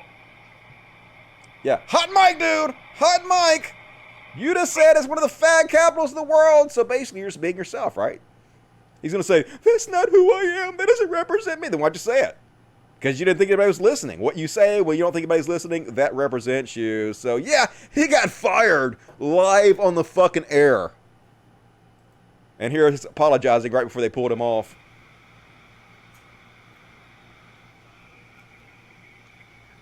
The fag capitals of the world. Reds in front of the Royals. We go to the top half of the 5th. I made a comment earlier tonight that I guess went out over the air that I am deeply ashamed of. Why'd you say it? If I have hurt anyone out there, I can't tell you how much I say from the bottom of my heart, I'm so very, very sorry. I pride myself and think of myself as a man of faith. No, don't say it. No. They always say that, oh, that doesn't help, dude. That doesn't help anymore. Nobody believes that shit anymore. I'm a godly man. I couldn't have mean it bad. Yes. Most of the time it's godly men who do this bad shit. We ain't falling for it anymore. There's a drive in a deep left field by Castellanos. It will be a home run. And so that'll make it a 4-0 ball game. I don't know if I'm going to be putting on this headset again. I don't know if it's going to be for the Reds. I don't know if it's going to be for my bosses at Fox. I'm going to apologize for the people who signed my paycheck, for the Reds, for Fox Sports Ohio, for the people I work with, for anybody that I've offended here tonight. I can't begin to tell you how deeply sorry I am. That I got caught, that you heard it. Yeah, dude, you're a fucking piece of shit. Got caught. Thoughts and prayers to you. What the fuck is wrong with these people? Seriously, dude. And, oh, yeah. American brain is so pathetic. Imagine having this mindset. Holy shit, they want to be slaves. This guy doesn't, because this guy's clearly well off. Doesn't have to do this, but he wants you to be a slave. If you are unemployed, laid off, and collecting these $600 checks, but sending out a ton of resumes and getting no responses, I have a suggestion. Work for free. Oh, God, fuck you. Go to your dream job and ask the employer if you can work or intern for no pay. And then work as hard as you can to impress the employer and create a relationship of trust and confidence. When the economy turns around, guess who will be hired first? Whoever they can hire cheapest.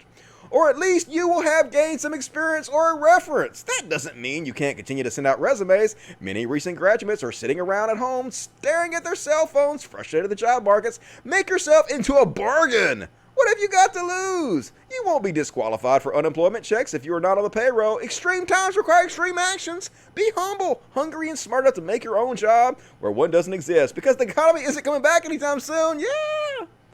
Let's just be slaves and work for free. Yeah, we don't have any money to eat. We're desperate. Let's just work for free. You freeloaders, get out there and work for free. Don't you want to create your own job and whatever? Good God, imagine having that fucking mindset. Of course, it's an old dude who's got it fucking made. Definitely ain't struggling. If you're out there struggling with no fucking money, I guarantee you don't want to go work for somebody for free. And folks, how things have changed. This aired, I'm guessing this aired like early 2000s or whatever on VH1. It's like a showcase, like a Robin Leach, Lifestyles of the Rich and Famous about Jeffrey Epstein. Hang out with small fleet. Crazy, folks, crazy. Knowing what we know now, they released a picture this last week of one of Jeffrey Epstein's main victims giving Bill Clinton a massage. Fuck that guy. Sorry. Somebody was messaging me. He's like, Dusty, you don't have any fucking evidence that Bill Clinton was a fucking pedophile? Shut the fuck up. Hanging out with goddamn Jeffrey Epstein, getting massages from his victims and flying around his Lolita fucking Express, going to Lolita. I don't give a shit. Fuck that dude. And next up, apparently the movie theaters are open again. Are you ready to go see a movie, folks? What could go wrong in a packed theater? And apparently they're having tickets at AMC for only 15 cents. What a bargain.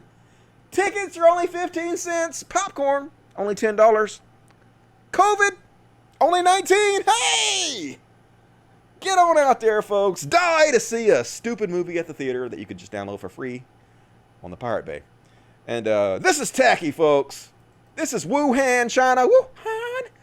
Where apparently the coronavirus started because of their wet markets, I hear.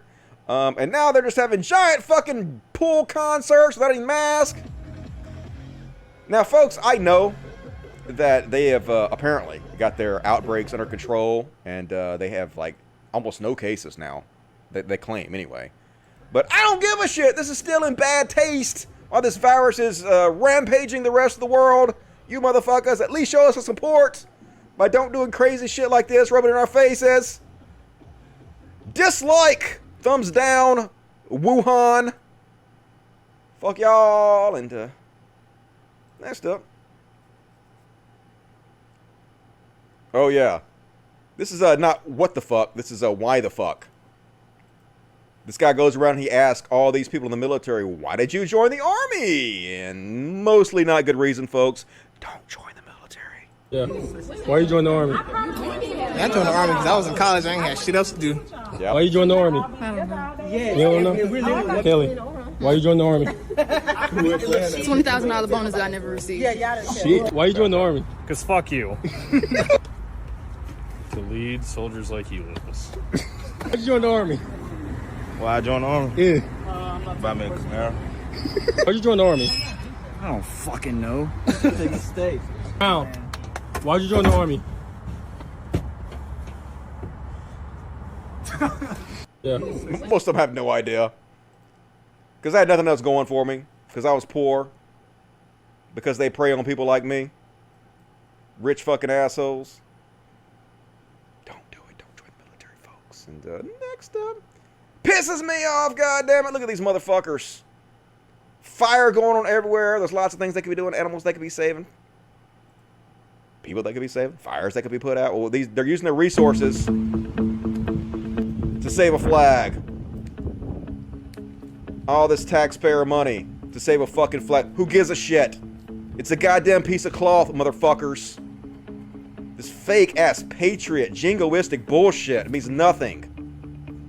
But this is supposed to be, I guess, inspiring. Oh my god, look at these heroes saving this piece of cloth.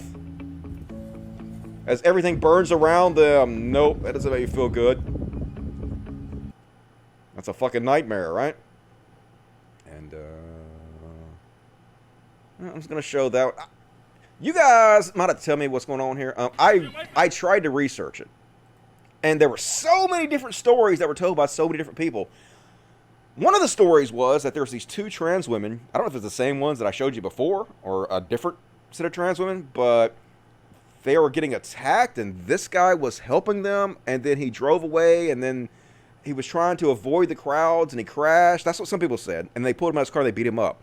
Other people said that he was driving into the crowds trying to run over people and then he crashed, I guess, I don't know, somehow. And they put him out, they beat him up for this. Some people said that he was posting anti-Black Lives Matter stuff on a social... Like, I have no idea. I tried to look this up. I didn't really have time to do a very heavy investigation of this today. So you guys will have to tell me what's going on here. So they pull this guy out of his car, I guess, and he's sitting there. And they're like, yeah, they're just... Hey, bro, you're not leaving, bro. Like, it disturbs me. If he was sitting there screaming the N-word at you or something, then I could see, like, being like this, but... I just think sometimes there's bad people out there who want to use these situations to beat and bully and hurt other people, and it seems like that might be what's going on here. Maybe not. But they're just like... This seems overly cruel to me. He's sitting there and he's trying to bathe, and they're just like punching him in the face and stuff. I know. I ain't trying to hurt no one down there. And he said he wasn't trying to hurt anybody. And they're gonna punch him in his face. He's just laying there. But that's cowardly. Just punching people who are not at least screaming the N-word or being racist to your face. It just seems like a cowardly bullying bullshit. It doesn't seem like it serves the purpose of Black Lives Matter at all. And so then he's sitting there and this guy just walks around behind him and just knocks him out with a kick to the face. Did it already happen? Let's see. Yeah, here it is. They're punching him in the back of the fucking face. And they're trying to, it's like some are trying to be calm and pull him out. And he's just sitting there. And then the guy comes back, gets the guy breaks free, and then runs back over and just kicks him in the face without him. He never sees it coming. Knocks his ass out. Here he comes. We'll walk around him. Boom! Knock him out. That just is cowardly as fuck. How is that in any way helping anything? In my opinion. That doesn't make you look manly or tough or anything to do that. And maybe he was trying to run over people. Maybe he deserved it. I don't know. You guys tell me. Like, maybe I'm wrong about this, but I just don't like that. So that's all the what the fuck section. And now we gonna get in some Karens. I got a pretty big Karen section. I'm gonna try to do the whole show tonight, folks. We're gonna try to do the whole thing. So we're gonna run into this overtime. So be sure to support the show. I worked hard on this show today, folks. I put at least 20 hours so far into this show, so hopefully it doesn't get taken down for anything. So, I think think you're just a mess. You should be caring less. It's obvious you're completely out of touch. Sing it with me. 'Cause, bitch, you're caring too much. Nailed it. Nailed it as always. Let's jump into the Karen videos. And this is how you treat a Karen, folks. This is one of those Karens bringing one of the clips, piece of paper she printed out that says, it's against the law for you not to serve me if I don't wear a mask. You'll be fined $25,000 for reals. People are like, you're full of shit. Nobody believes that. This is how you handle when they do that shit. Outside. No. There's no law. Ma'am, there's a sign that says mask required. There's no law. Why are you making me? There's no law. I don't care if there's no law. She's shaking. You cannot require me to wear a mask. You know that's all bullshit, right? I have a lady that comes in here with an But I oxygen printed it tank and out. she still wears a face mask. Read this. I don't care what that says. Yeah, fuck off. Are you No. going to serve me or not? Nope. Nope. Keep shaking. Ass. I sure am. I am what I eat. Asshole. I am what I eat. Eating that asshole. That's a great response. That's funny as hell. Although I don't understand you millennials and Generation Z's obsession with eating ass. I don't know. Just not for me, folks. That seems nasty. Like, I guess if you're like a porn star, I could see it. Like, if you're a porn star and like you got together with your male or female counterpart before the filming began, and then you personally yourself wash their asshole, put some disinfectant on it or something. I don't know. There's got to be something you can use to clean an asshole with that's okay to lick to. Got up in there deep and, you know, wringed it all out and got it real clean, and then you did it for money. I guess I could see that. But any other way, no thank you. I ain't licking nobody's booty, can tell you that much. But whatever, it was funny. And next up, did you guys see this one? So this is, I guess, a guy in the UK, and he being racist as fuck. Now here's a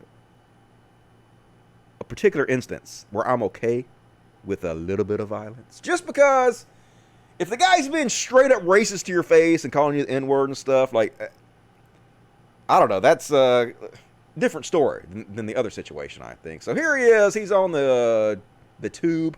I guess that's what they call the subway over there.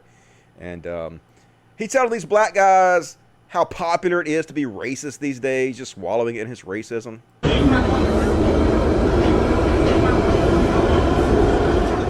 Just being an asshole, waving them on. It's popular, isn't it? It's popular to be a racist asshole. Look how popular I am. You about to get popular, motherfucker. You about to get really popular. You about to go viral. Oh, going back. You know it as well. You know it going back. Go on. Keep going. I'm fucking breaking the internet. I'm popular. I'm popular. I'm breaking the internet. You know my name? Billy Still. What's your name? What's your name? Billy Still. What's your name? Tell me your name. No, you're black. You're black. You're black? What does that mean? Oh my god. Yeah, what does black have to do with anything? What does being black have to do with anything? Shut up. This is popular. What's popular? This is popular. He's about to get really popular, folks, because this went viral.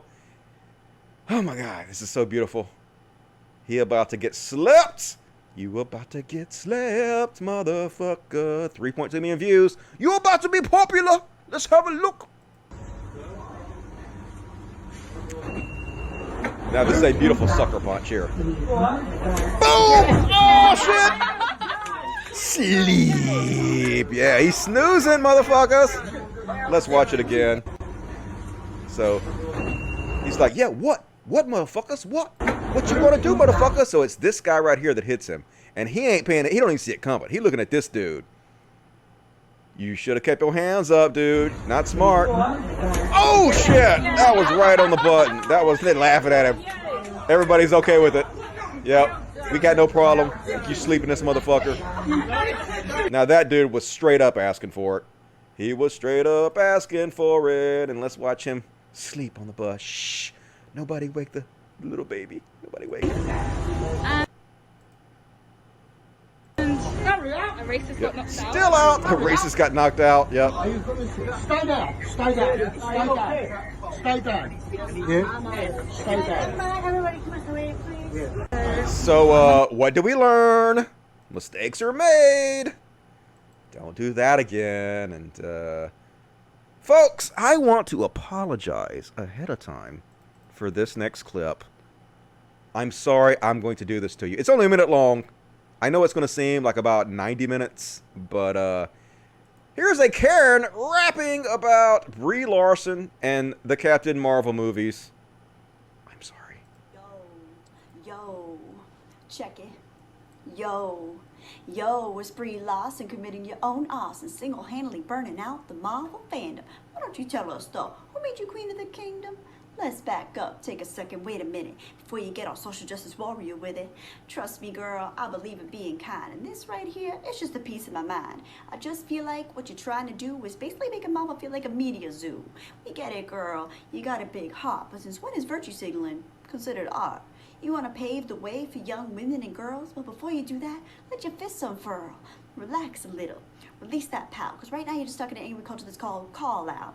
Let me guess, you're gonna blame relatively sparse theaters on a bunch of old white dudes and skewed tomato meters? And when reviews say that Captain Marvel is dull malarkey, please don't blame it on the patriarchy. Last I checked, you're blonde, looking like the face of sororities, not the spokesperson for victims and minorities. Why don't you let them decide for themselves instead of acting like you're a hero just because you got an action figure on the shelves? Oh my god, no white people, no! God damn it! I'm gonna have to renounce my whiteness again. Fuck! Tired of it. I'm so white. It's hard to denounce your whiteness when you're this fucking white. Look at me. Next up, here's a privilege of Karens who decided to go to a grocery store and accuse them of war crimes because they won't let them shop without masks. Yeah, this is America. Good goddamn y'all. Which country you are in? I don't know what country I'm in. I thought I was in the United States. I can't go to the store. So I got cash. I have credit. I want to buy some water. I'm in Cuba. Why can't I buy some water? Okay, guys. So this is what we have. We have Mother's Market and Kitchen. Right now on August 15, 2020, okay, and they lock the doors. They are keeping customers hostage inside of their store, all right?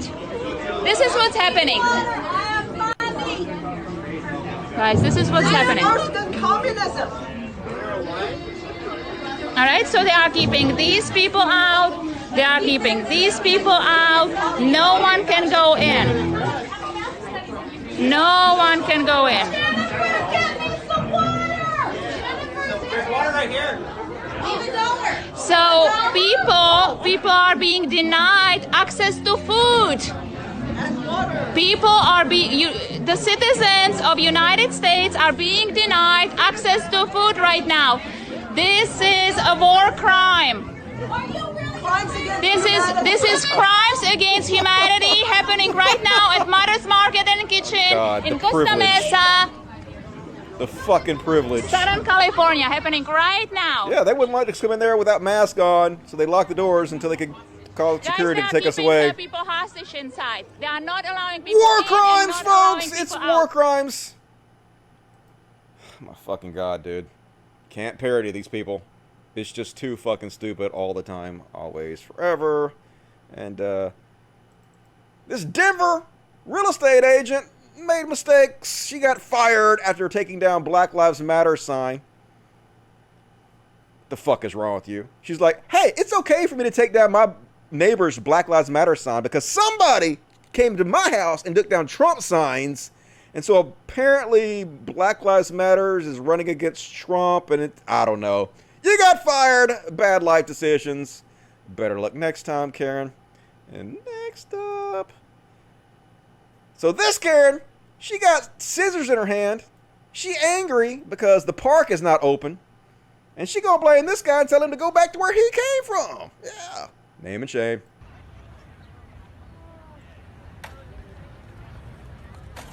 Yeah, you do that. This is an unconstitutional unlawful taking of public Please do not approach me with the scissors. You don't like it? Please do not approach me with the scissors. I'm not chasing you, you dumb You shit. are. You're approaching it. You're a crazy lady approaching with Hospital. scissors.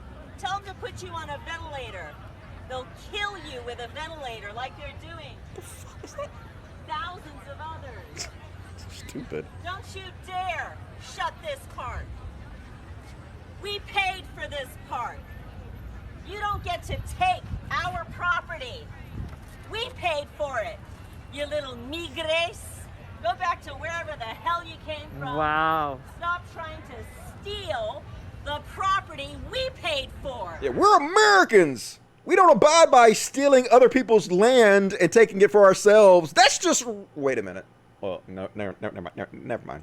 Go back to wherever you came from. This is our property. You don't get to take She's clearly Native American. it. Fine. Ma'am, you need to stop taking this signs down. You want this? Please remove your scissors and yourself from the park.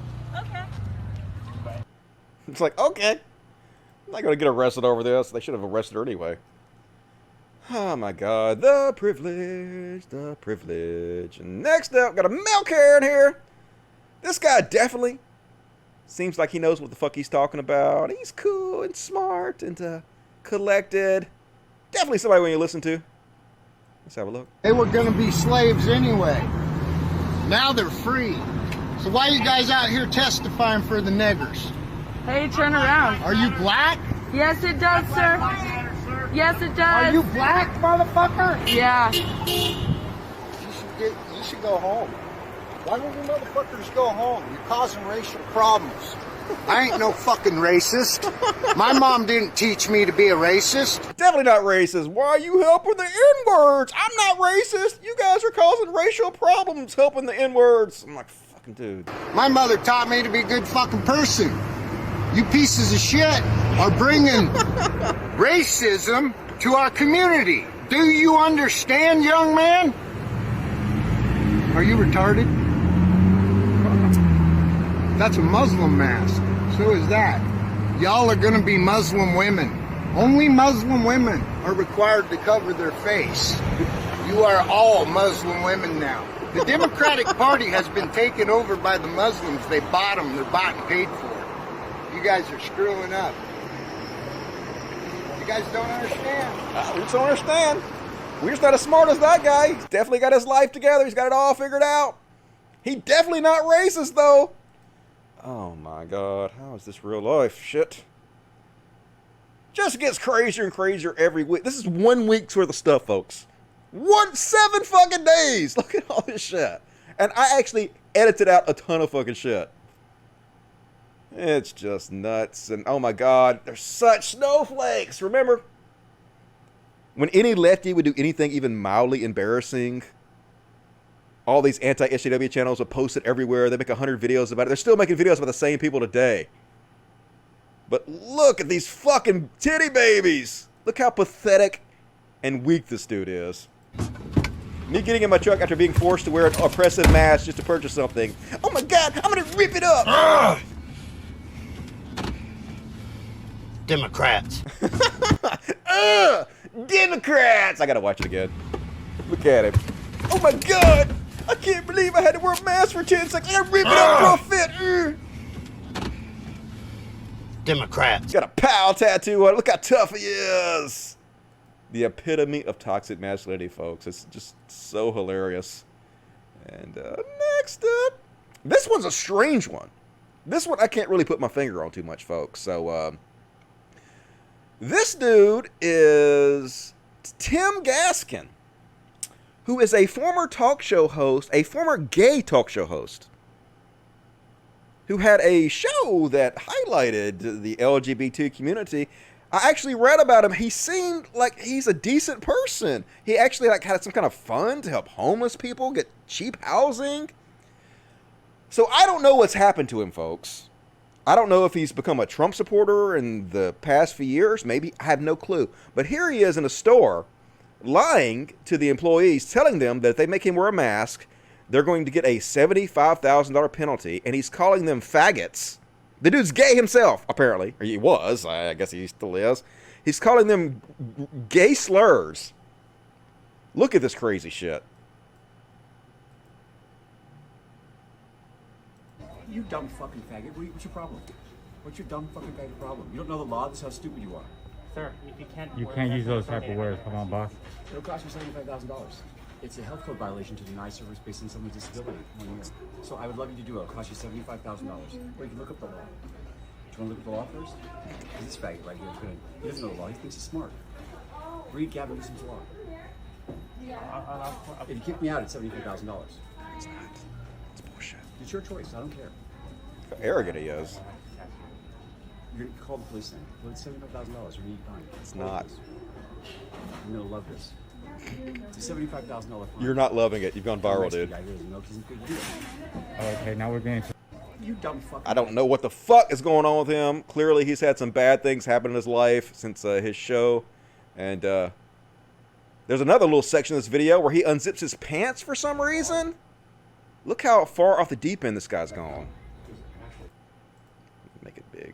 Law with words? How dumb am I? How dumb are you?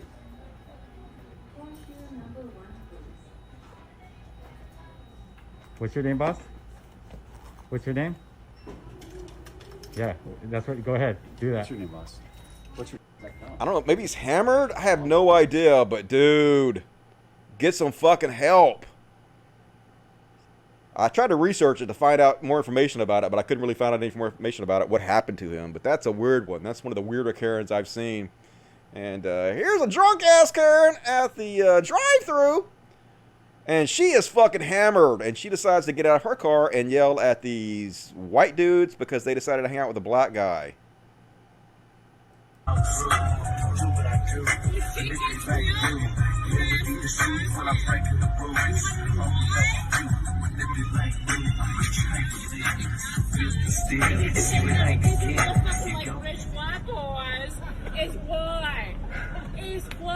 Oh my god, dude. You laughing now? Keep fucking laughing, bro. You wanna know why? You wanna know fucking why? Oh my god, keep fucking laughing. Cause you black bitch, you fucking black. You black hanging out with rich white kids. And that's your problem. And that's your problem. Oh, nah, fucking nah. That is your motherfucking problem. Then you're no fuck you. Oh, I'm getting you pissed out. I'm getting you fucking pissed out. Because that is your fucking shit. I'm getting you fucking pissed out. Oh, I ain't taking shit out, bro. I ain't taking shit out, bro. I ain't taking fucking shit out. Nah. Nah fucking nah. Woo! And what's so good is you ignorant white fucks, you little millennials, sitting here videotaping my ass. How old are you? Oh my god, you're so, you little millennial, oh my god, nah.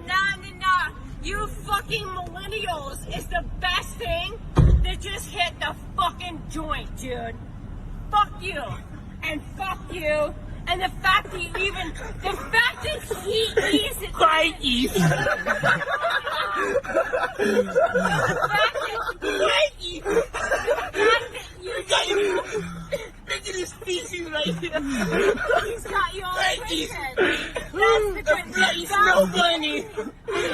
That's the great thing is that he's got you all. He's making fun of her. He's going, crikey, it's a snow bunnies. I guess he's being, what's that dude? Does the animal shit. Listen now. As the cops come, we all fucked right now. So why don't we just get in the car and calm down? Oh, ain't no cops coming from this shit. You out here yelling with your titties halfway out? Yeah. He's like trying to be reasonable. Can you just go away? You're causing a scene and the cops are going to come and we don't want trouble. And you're clearly hammered and you're driving with your titties out. Go on, Karen. The fuck, dude?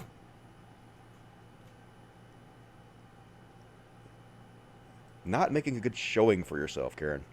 And one more Karen. Let's do this one more Karen. And apparently this woman mad Because the black guy is on a bicycle, and she thinks he needs a pass to be on the sidewalk on his bicycle, and then she hits him and gets arrested. So, bad life decisions. Let's check it out. Restart. Itself, to walk on the beach, you do have to have a pass, but to walk up and down this driveway and onto the pier, you don't need a pass. So they can be there. So it means it's public. Yeah. It's public. Yeah. No, it's not public. She for just said that to who you. live in Vinetka, and we pay for it. She didn't say that. No, so yeah. So your name. Your name. My name? Not his name. Yeah, yours. My name's Grace. You want me to call my manager? Yes. Hello? It's not so funny. Oh, I'm dying of laughter. Oh. You crazy? More than crazy. Maybe you want to kill me? Not at all. No? Nope. It feels like that. Why would I want to kill you? Is it because I'm black? I don't know. Yes. It is because I'm black. Yes. Hi. She's honest. Yo, you better go viral, G. Hold on. Let me go get him. I'll be right back. Thank you. Grandma got a big butt. Look at that fucking great. Hey, don't touch me, bitch. Yeah, she got arrested for assault right there. Yeah, you got arrested for assault. So, and she resisted arrest a little bit.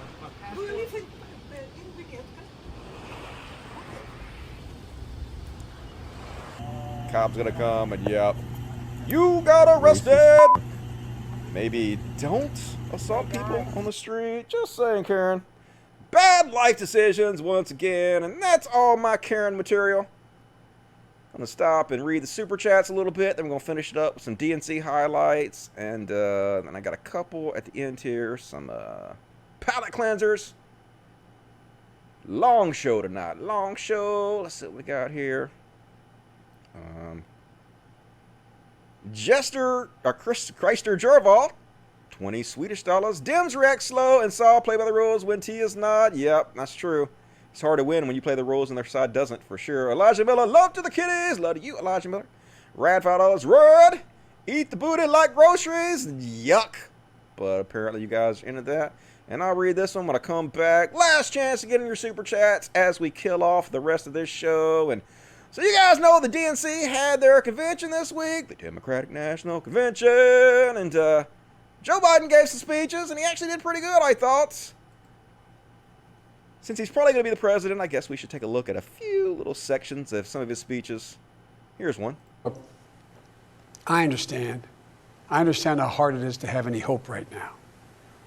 On this summer night, let me take a moment to speak to those of you who have lost the most. I have some idea how it feels to lose someone you love.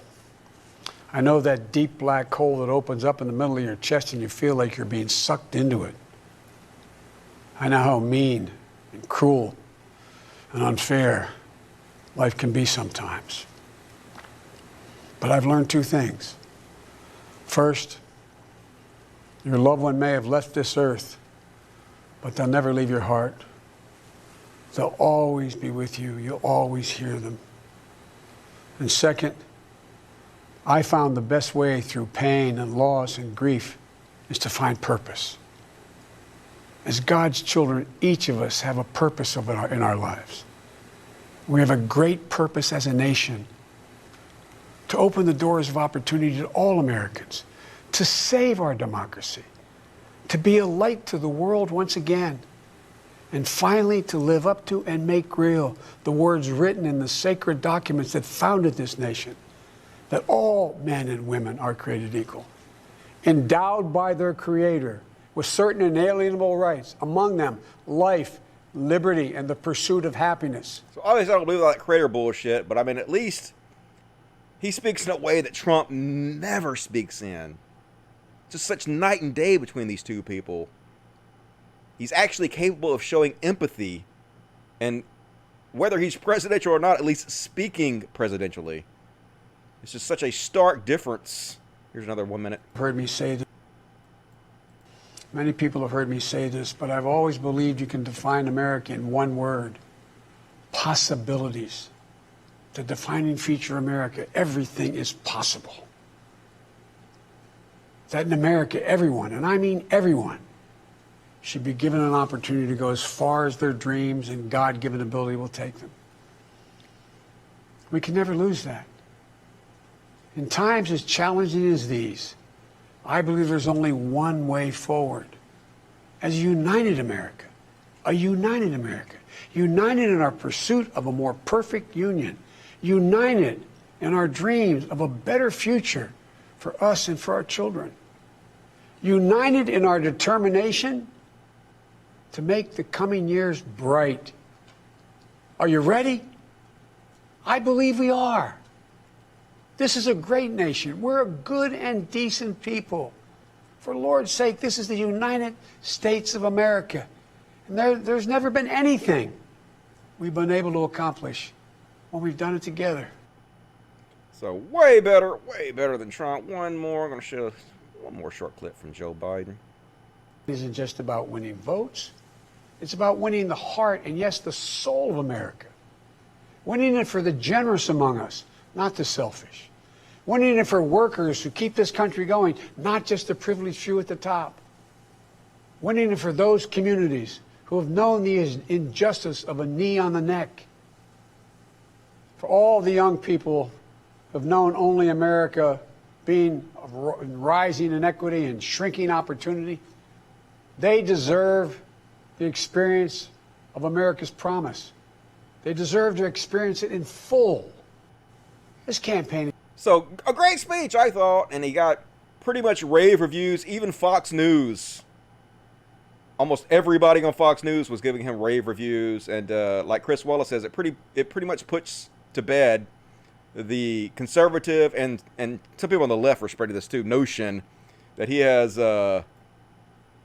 Alzheimer's or something, or he's declining mentally,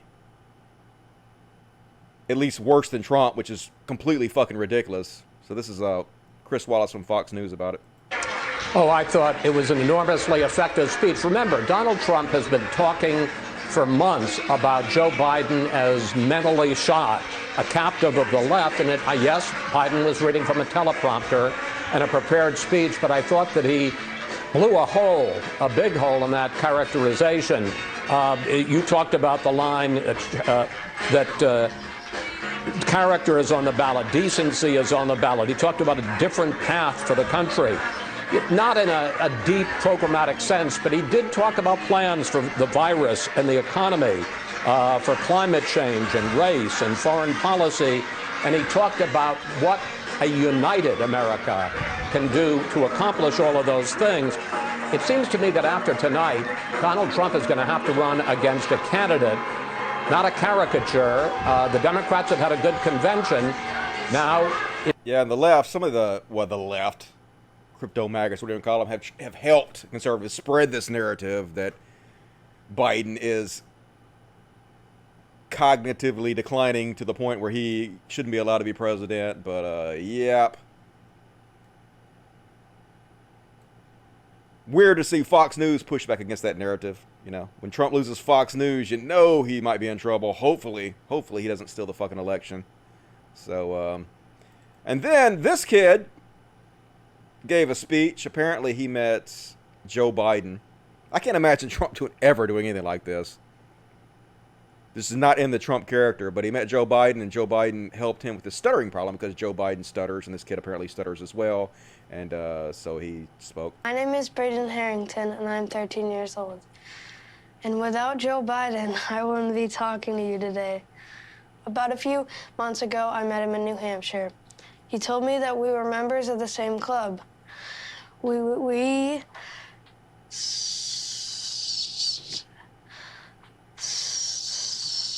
stutter. It was really amazing to hear that someone like me became vice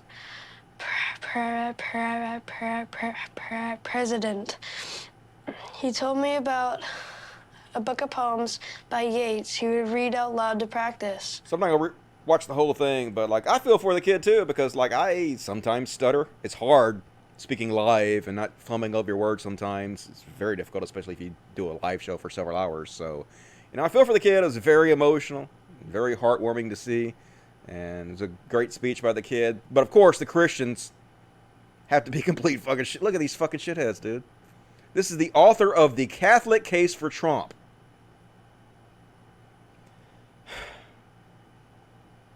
What? Making fun of the kid. Definitely showing the fucking love of Christ. These goddamn Trump supporters, the scum of the fucking earth. Pettiness 2020. Make this motherfucker cry. I want to say other things, but I can't. And just want to point out the intellectual dork web. They never miss, folks. Here's Brett Weinstein from last month.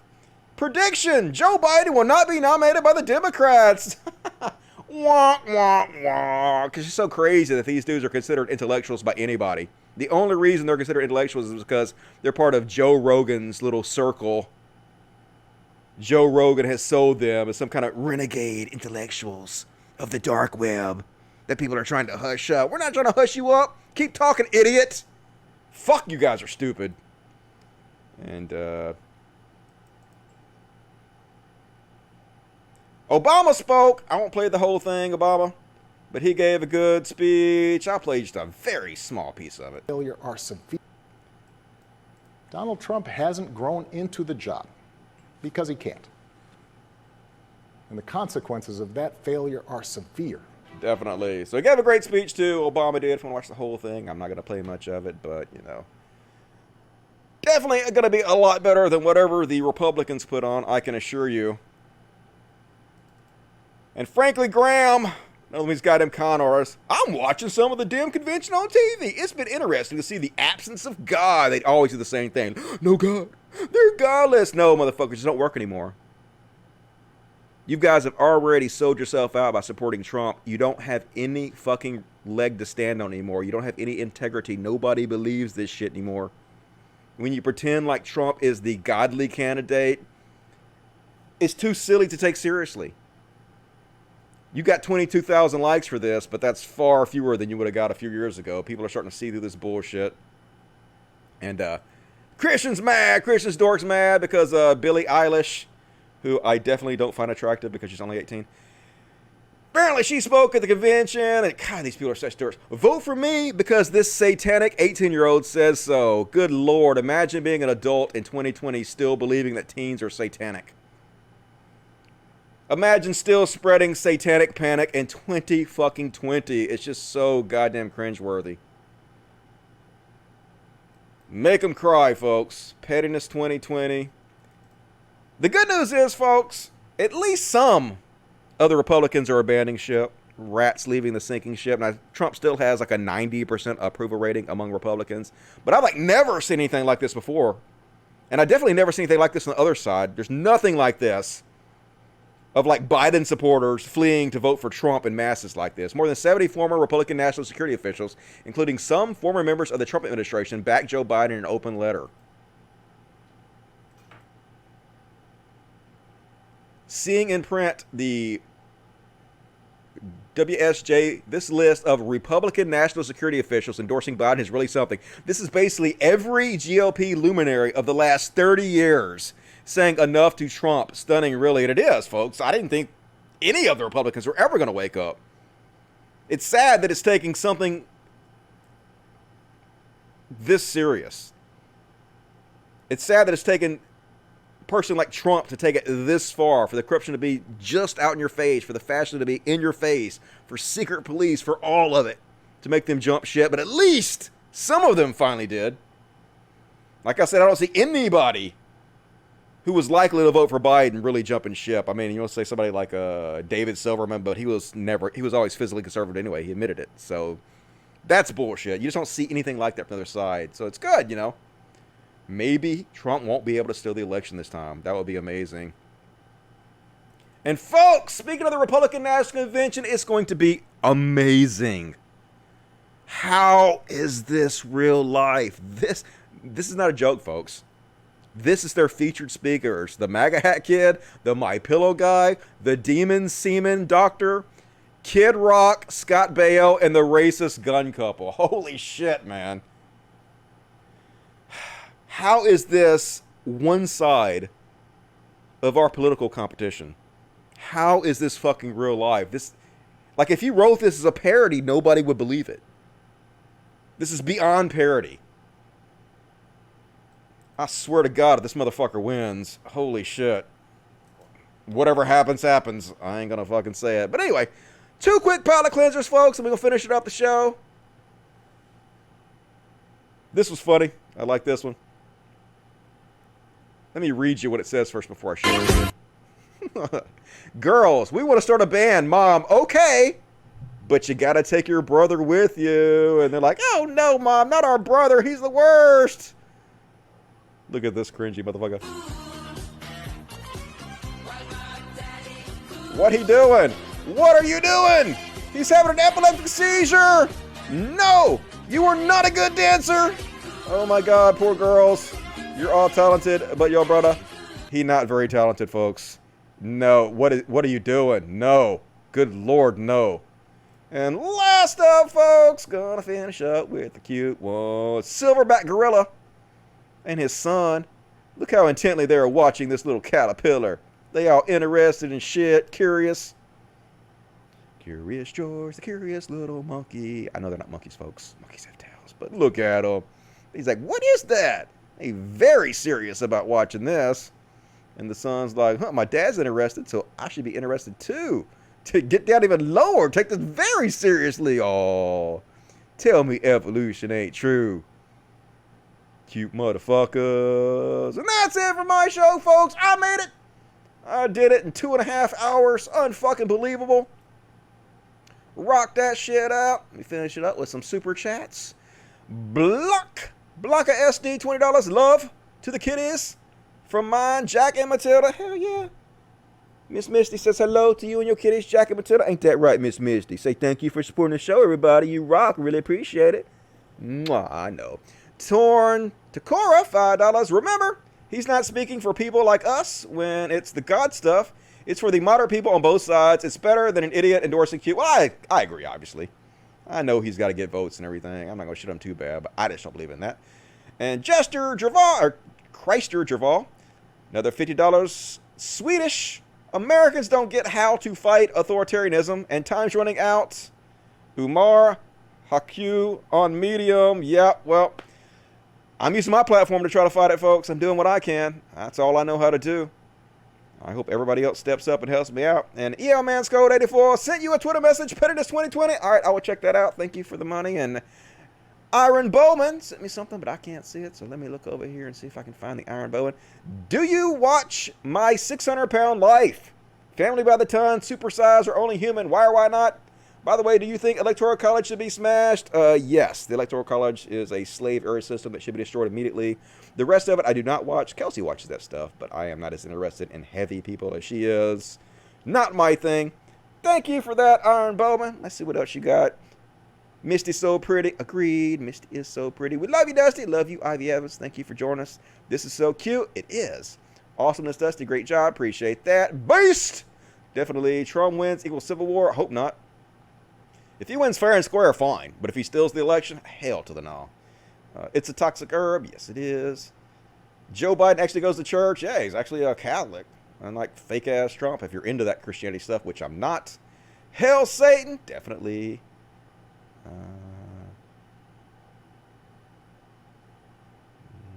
This kid is great. Yep, brave kid to get out there with a stuttering problem and do that. I try hard not to stutter. It's hard sometimes. It's hard to like enunciate your words properly and do it all correctly. Where you're like, I have a lot of distractions with these cats, and I'm trying to produce a live show and figure out what I'm gonna say, and got to figure out like 2 or 3 steps ahead. So you got to say stuff while you're thinking about stuff at the same time, and it's difficult. You fuck up a lot. So I have a lot of respect for people that can practice and work that shit out. Jimmy Dore has passed his prime. Was there ever a prime for Jimmy Dore? I don't know about that. Kitty, please! I only have one kitty in my lap. We only had Miss Misty is in my lap. Penguin is over there. I don't have access to him right now. But, mwah. Alright, folks, that is my show. Thank you for joining me tonight. It has been a pleasure to entertain you. As always, you want to support the show, please consider helping me with $1 or $2 a month, whatever you can afford. It's very appreciated. Help me get to $1,500 a month. There's a link in the description of the video. There's also a link where you can send me direct donations. And, also, my Amazon wish list. We're going to be doing another unboxing probably next Friday. So if you want to get in your gift for next Friday, we'll show that live on the air. You can give something to the animals. And there's a link in the description for that. Much appreciated. And also we're on iTunes, and we're on SoundCloud, and we're on Spotify. We're all over the place. So check us out. Look at the description of the video. Read the links. Help us out. Like the video. That helps us out, folks. Leave comments. Share the videos with your friends and family, if you will. Help us grow.